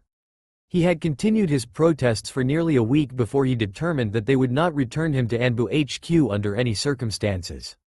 As was becoming all too common, he swallowed his pride and forced himself to adapt. He resolved to form connections among the humans his age, connections that would hopefully prove useful in the future. He found that thinking of his efforts as similar to managing tribal affairs back in Makai helped, if only slightly. He had already determined long ago that demons and humans thought in very different ways, and he still found the actions of humans generally incomprehensible. Nonetheless, he persevered and attempted to form bonds with his fellow orphans. What a tremendous waste of time that proved to be. His initial efforts lead him to the singular, inescapable conclusion that children, while idiotic, were far more observant than adult humans. Despite his study of their behavior and his attempts to mimic their actions and speech patterns, efforts which were apparently more than sufficient to satisfy the adults in the orphanage, he had failed miserably at his attempts to blend in where the children were concerned. After spending more than a few hours in his presence, the children tended to avoid him thereafter, describing him as weird, or even creepy. They were never able to explain why they felt this way to the adults when pressed, so the caretakers just responded with general blandishments to play nice and get along. After a few months the pattern seemed to be set. The children would make token efforts to interact with him when urged by the adults but would never willingly initiate contact otherwise. The pattern continued to this day. Despite his failure to form connections, the overall situation had improved considerably as far as Kusho was concerned. Ironically, his isolation had proven to be a boon in this regard, as he was able to sneak away without drawing attention and spend his time observing the rest of the village. He initially focused his efforts on studying the interactions of adult humans in an effort to prepare for the future, but changed his path considerably when he discovered that the humans kept a repository of all their knowledge, and that it was open to the public. It took him a few hours to construct a scenario that would allow him unfettered access to this library, without attracting undue attention, but once again his isolation proved a boon. After pestering anyone who would listen to teach him to read, because he was bored, since no one would play with him, he was introduced to the written word far earlier than was the norm for children. When he picked up the requisite skill at a voracious rate, the adults began to chatter excitedly about a genius intellect, and actually went out of their way to encourage him. Seeing an opportunity, Kusho willingly played along, taking whatever tests and answering whatever questions they wanted him to, as long as he got more books. He was careful not to present himself as knowledgeable, however, just intelligent. The latter was beneficial, the former could prove disastrous. He, miraculously, grasped most concepts after only seeing them once, but he made sure he didn't know if he couldn't explain where he had acquired such knowledge. As he was given access to more advanced books and scrolls, however, he soon had a ready excuse to allay any suspicions. The last few months Kusho had spent the majority of his time holed up in the library, gradually increasing the difficulty of the subjects he studied. He had already begun studying subjects generally taught to children twice his age, and hoped to move even higher soon. Once he had established that he could comprehend the text as well as any adult, he could then read any and all books without raising suspicion, and he could begin researching far more useful areas, such as human psychology and chakra theory. Even the dictionary they had given him early on had proven far more useful than he had imagined, providing some useful insight into how humans viewed the world. Kusho smiled to himself as he opened up his next book, Legends of the Tailed Beasts. Yes, his current situation was irritating, but it was not without its benefits. -5 to 30 p.m. Outside Konoha General Library. You sure about this? I mean, it's just a kid. 4, maybe 5 years old? What's so dangerous about him? Masato asked quietly. He was a plain-looking man. Close-cropped black hair, average height, slightly overweight, sturdy clothing of common material. Most people wouldn't look twice at him, which was just the way he liked it. He was currently leaning against the side of a building across the street from the library, idly watching the people walking by as he conversed with his companion. Yes, I'm sure. Our source was very specific. The kid himself technically isn't a threat, but I can't tell you what is. There's a law about it, after all. His companion wore similar clothing, though he looked uncomfortable in them, as if he wasn't used to wearing them. He wore a large hat that provided considerable shade and just happened to also obscure most of his face. There's laws about murder, too. Particularly murder in kids. Decent folk take that sort of thing real personal. Masato said dubiously, eyeing the other man. As if you care. You've already got your money, now just do the job. The man snapped, then turned and stalked off. Masato smirked as the man left, then returned his gaze to the library across the way. The old bastard had a self-righteous attitude that rubbed him the wrong way, and Masato just loved to mock people like that. They treated him as if he was some sort of scum, when they were the ones hiring him to kill kids. Hypocrites. It was true though, as long as he got paid, he didn't much care what he did. His friend had been kind enough to pay in advance, and paid well to boot. Despite all the doom and gloom talk about mysterious threats and civic duty, Masato would bet his considerable pay that this kid was some illegitimate bastard a rich merchant or nobleman found inconvenient.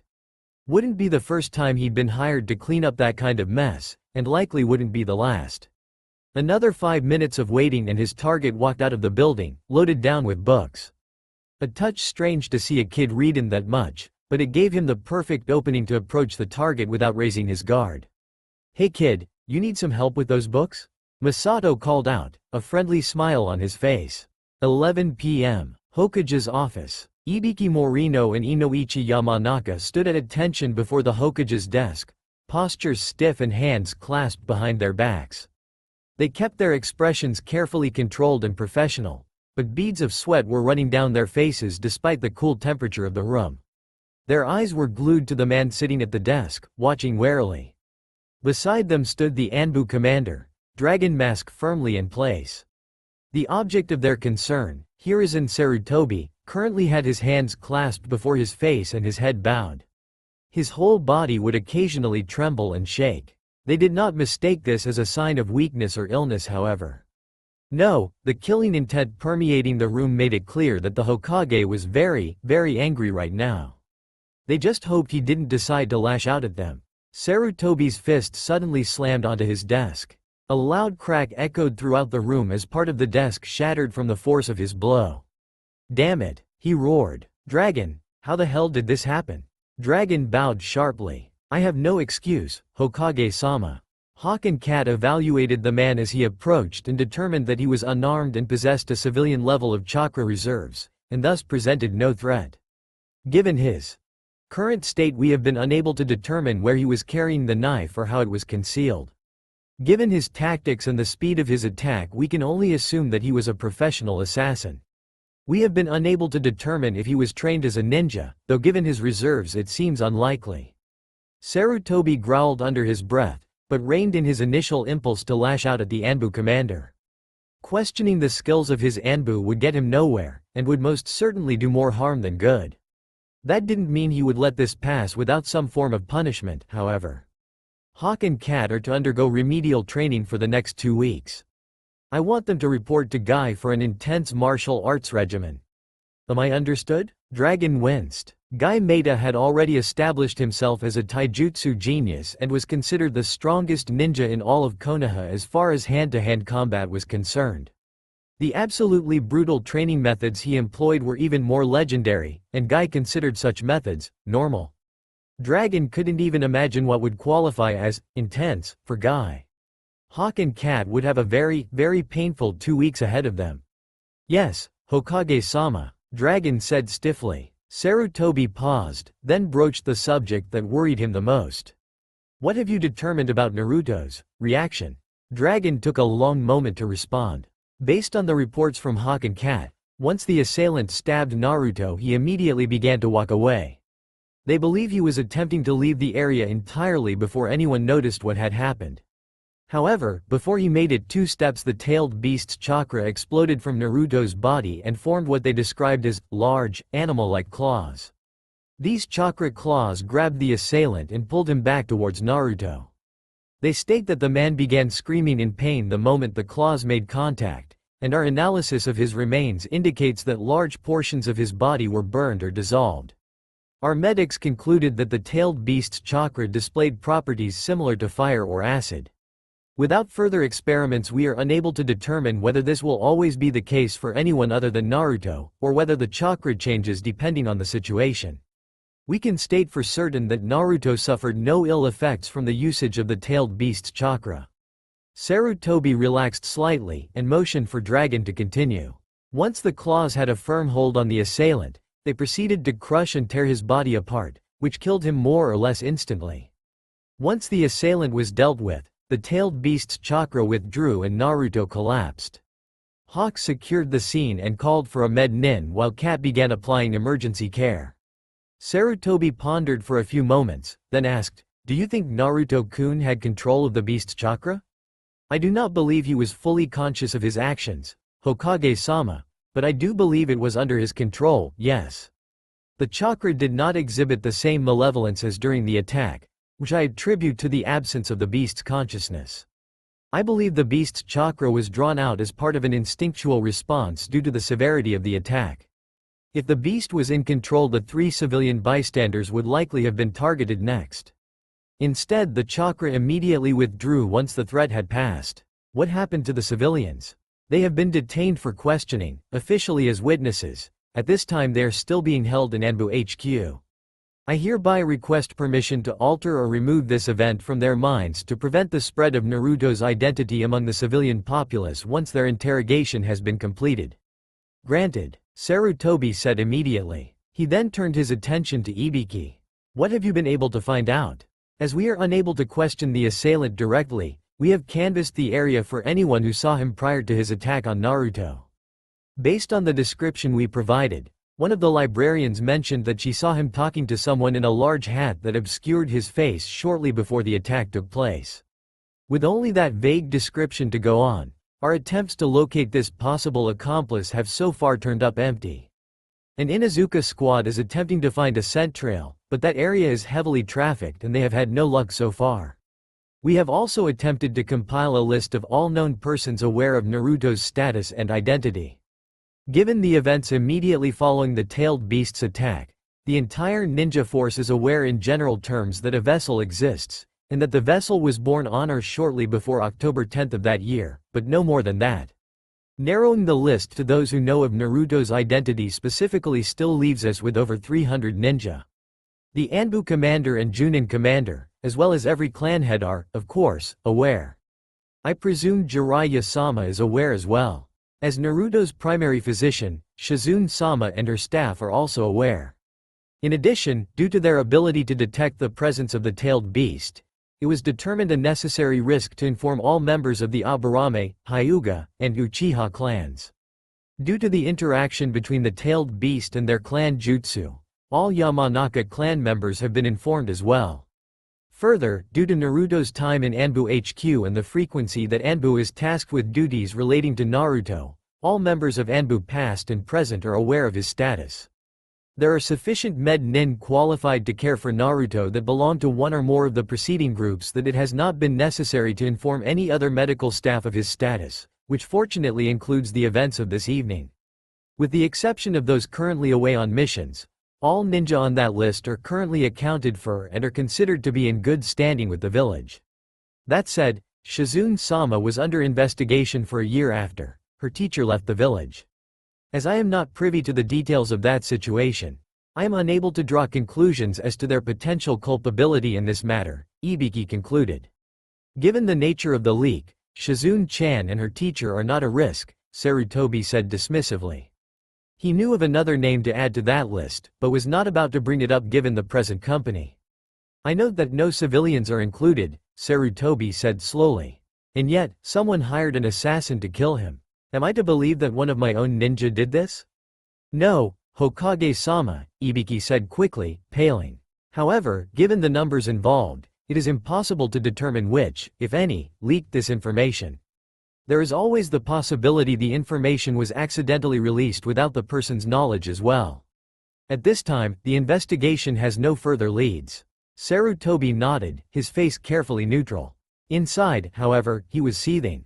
Someone had attempted to murder Minato's son, the boy he'd come to think of as his own grandchild, and while the one who had perpetrated the attack was dead, it seemed that the person or people who hired him would be getting away with it.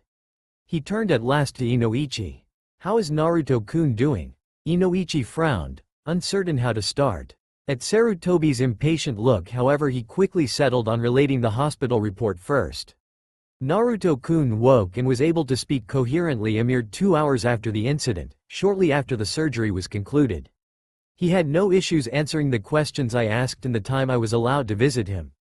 In addition, Shizune-sama performed the most recent examination 30 minutes ago and was unable to find any evidence of injury at all. The other ninja in the room stirred at this.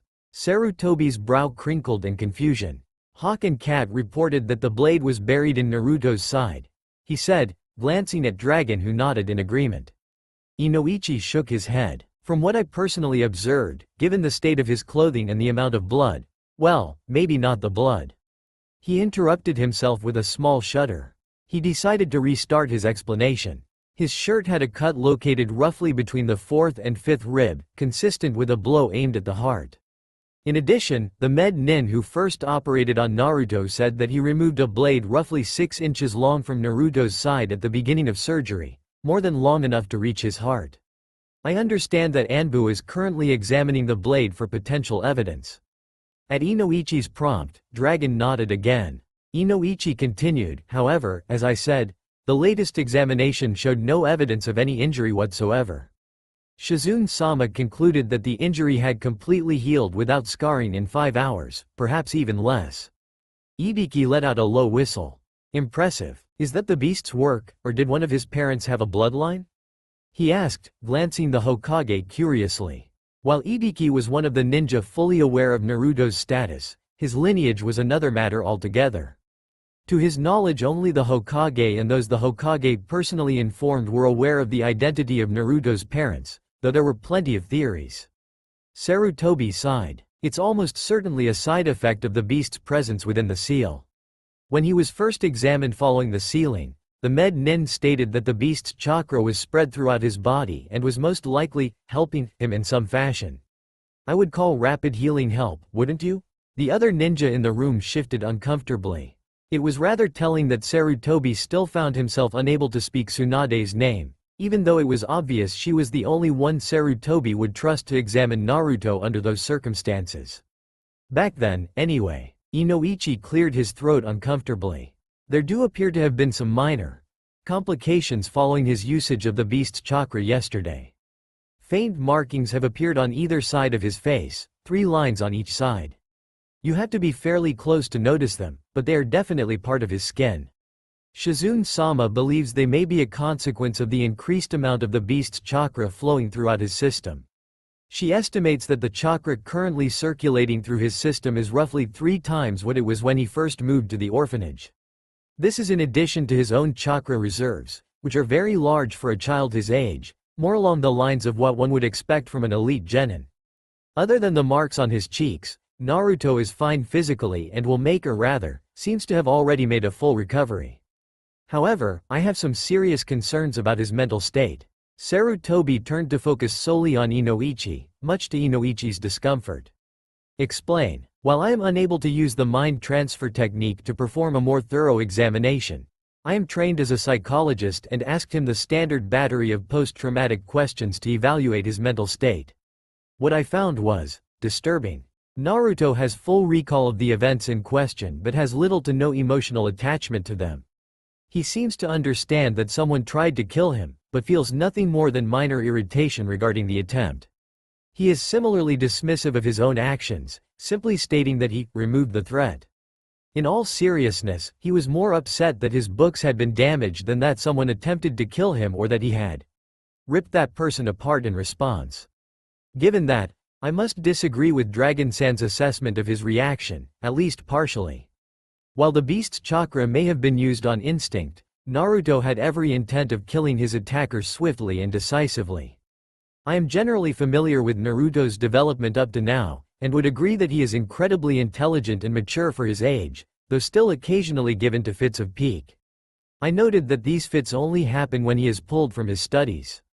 His previous observers have stated that he is too intelligent to connect properly with his peers and that he seeks validation and acceptance through learning and scholastic accomplishment.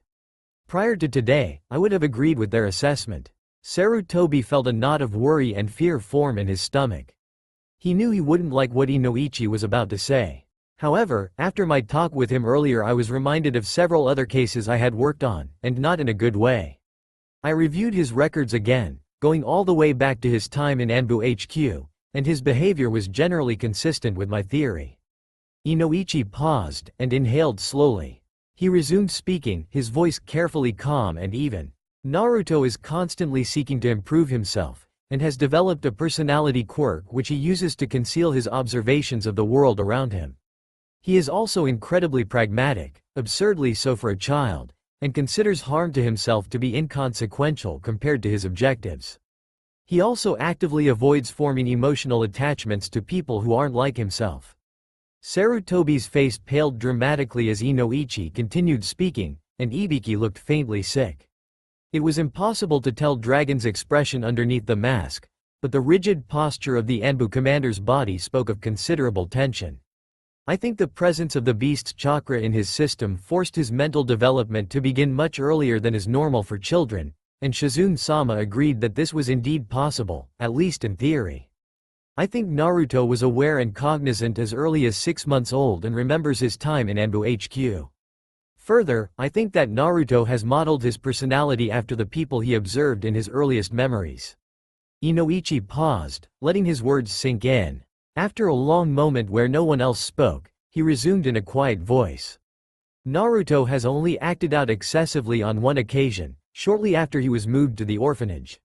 This period lasted for nearly a week. At the time everyone thought he was simply having trouble adjusting to his new situation, but now I'm not so sure. If I'm right and Naruto remembers that far back, he probably believes that he was kicked out of Anbu, and has been trying to get back in ever since.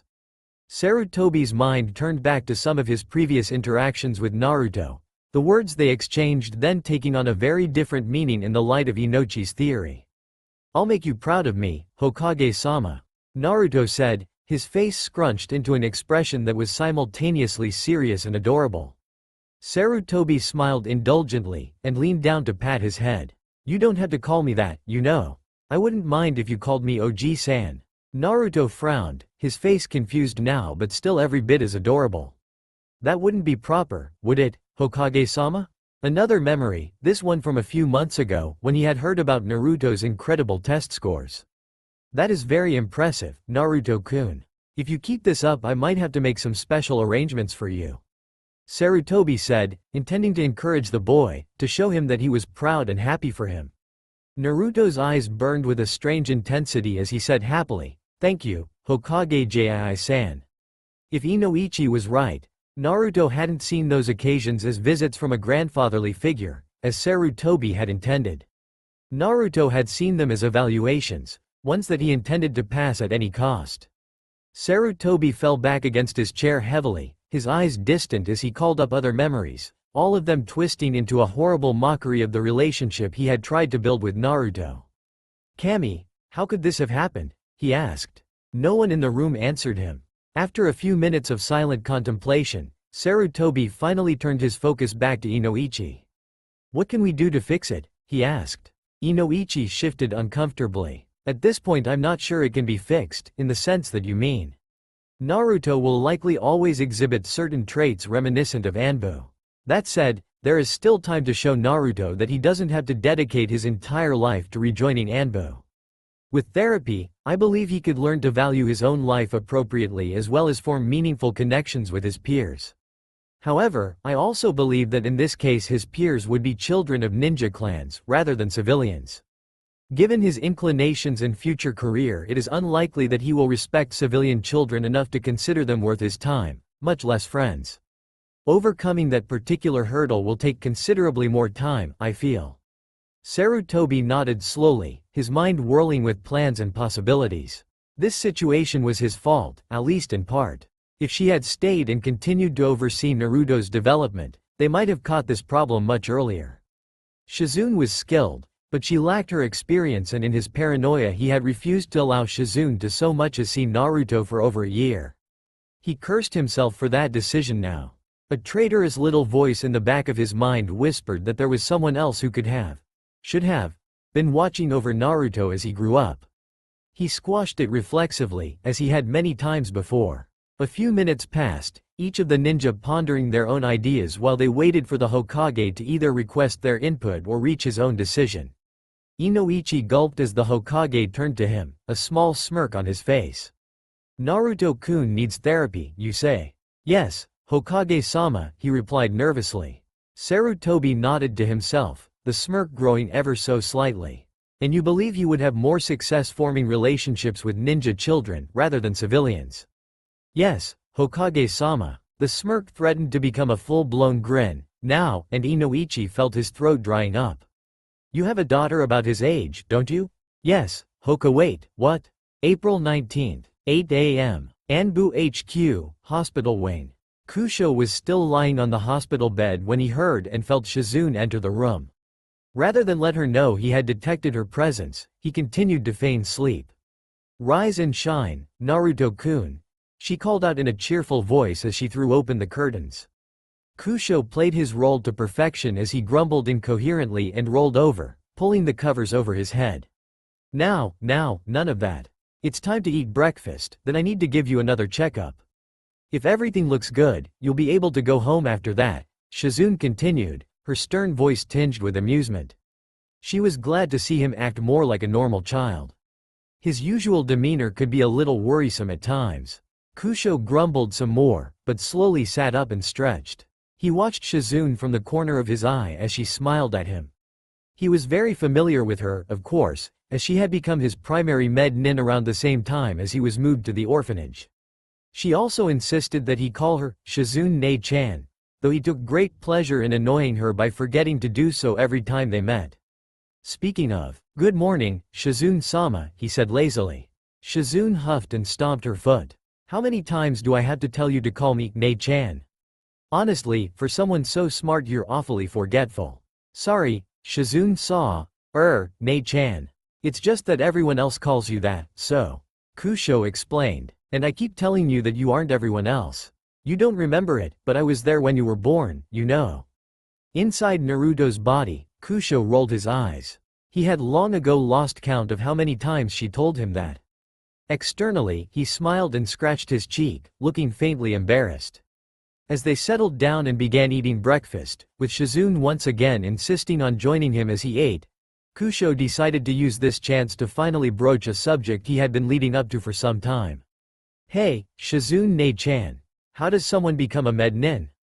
Kusho asked, his eyes sparkling with curiosity. He still wasn't well versed in reading humans, so he missed the flash of glee in her eyes as he asked his question. Ah, does someone want to be just like their big sister? Well, it takes a very long time and is very hard, but you might just be smart enough to pull it off, she said teasingly. She was a little more serious as she continued. But first and foremost, you had to become a genin. No one is allowed to study med nin techniques before they are an active shinobi of the village, after all. Kusho rolled his eyes internally again. The human habit of teasing children was incredibly annoying. At least he was able to tease them back, often without the other people knowing. That doesn't mean you can't get an early start in your own studies though. I might have a few books you could look up that would get you on the right track, if you were really interested, Shizune offered. Kusho smiled widely, using the expression to which the adults seemed to respond so positively. Sure enough, a smile was soon growing on Shizune's face as well. Really? That would be great. Thanks, Shizune Nei-chan. It really would be great, Kusho mused. Without the med nin guiding his efforts to fix the damage done to Naruto's body, it would have taken him much longer to heal himself. He was intimately familiar with how Naruto's body was supposed to function, and was learning about how it grew and changed as time passed, but correcting damage on that scale was far more difficult. If he was able to acquire training, he could fix any further damage much more quickly, and perhaps even begin to optimize or alter the body to better suit his needs. Currently the body could only take so much of his yuki before it began to break down under the stress, though he was gradually increasing the amount the body could handle.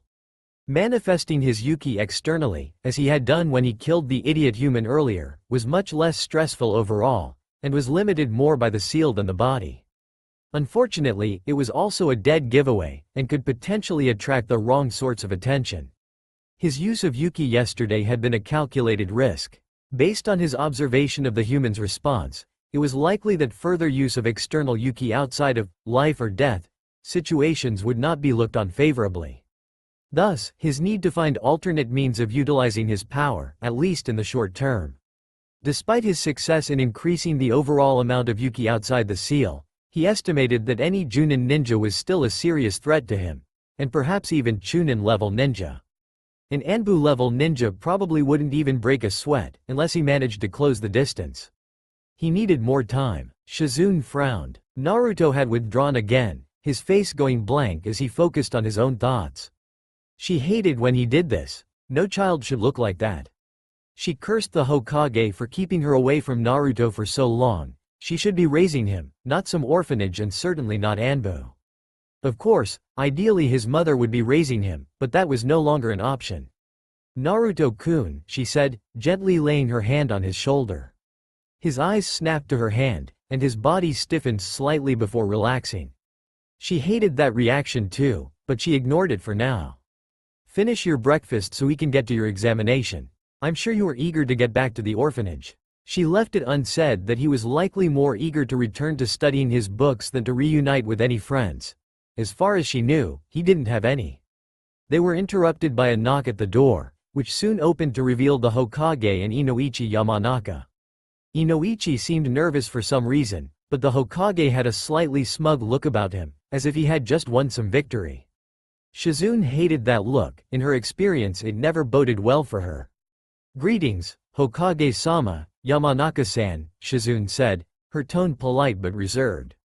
Hey, Hokage-jii-san, Yamanaka-san, Naruto said, waving. Inoichi's eyes widened slightly at Naruto's casual greeting to the Hokage, but his nervous look returned quickly. Hello, Shizune-chan, Naruto-kun. How are you feeling this morning? The Hokage asked, moving to stand next to Naruto's bed. Naruto smiled and moved his arms around energetically, as if trying to physically demonstrate his good health. I'm feeling great. Shizune-chan did a great job healing me up. I'm ready to get back to studying, and she says I can go back to the orphanage today. The Hokage winced as Naruto finished speaking, and shared a significant look with Inoichi. Shizune was confused. She hadn't heard or seen anything unusual in Naruto's response, so what did those two pick up on that she missed? Actually, Naruto-kun, we're here to talk to you about that. We've been thinking that it might be better if you didn't return to the orphanage after all. Kusho stifled his budding excitement. It was unlikely they would send him back to Anbu HQ and the wealth of information contained there, but anywhere was likely to prove more useful than the orphanage. Perhaps the attack had swayed the Hokage to deliver on his promise of special arrangements early.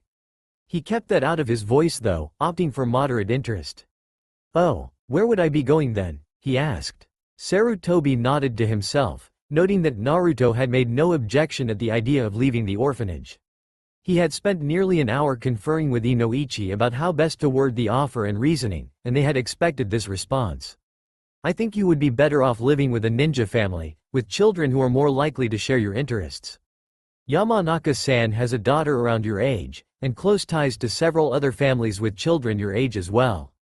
He has volunteered to take you in. Would you like that? Shizune reeled in shock. It felt like someone had just punched her in the gut, and for a moment she couldn't breathe. After her years of looking after Naruto, after dozens of repeated pleas and arguments that Naruto should be placed in her care, the Hokage just gave him away.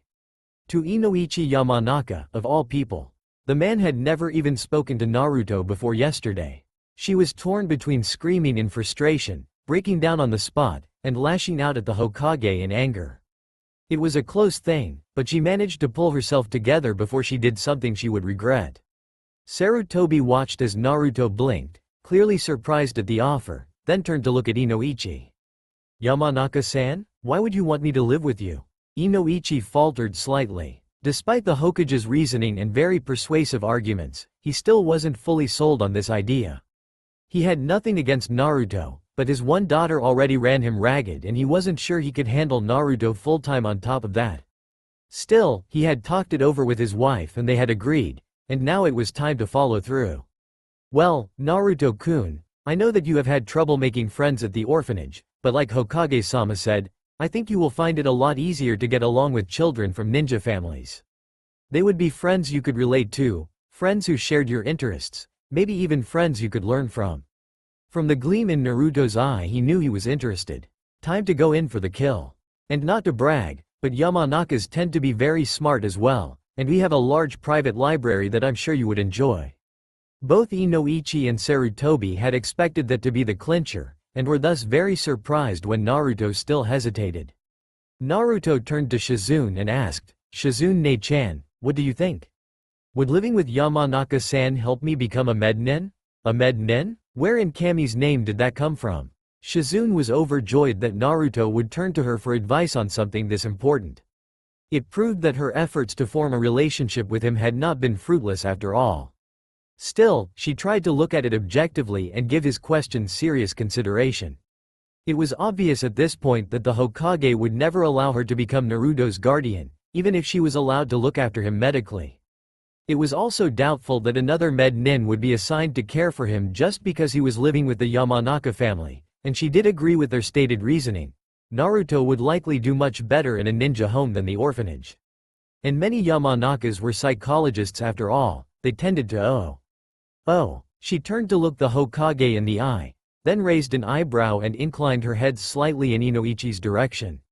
When he nodded grimly in response to her silent question, she bowed her head to hide her face. She felt like screaming at the Hokage, I told you so, because she had, on multiple occasions. She had told him Anbu was not good for Naruto, that the orphanage was not good for Naruto, but the old bastard had refused to listen. And now Naruto's situation had deteriorated so far that he needed to live with a psychologist full-time. After a few seconds of tense silence, she exhaled quietly and turned to face Naruto again. Yes, I think living with the Yamanakas would help you become a mednin, or anything else you want to be. I think you would be very happy there.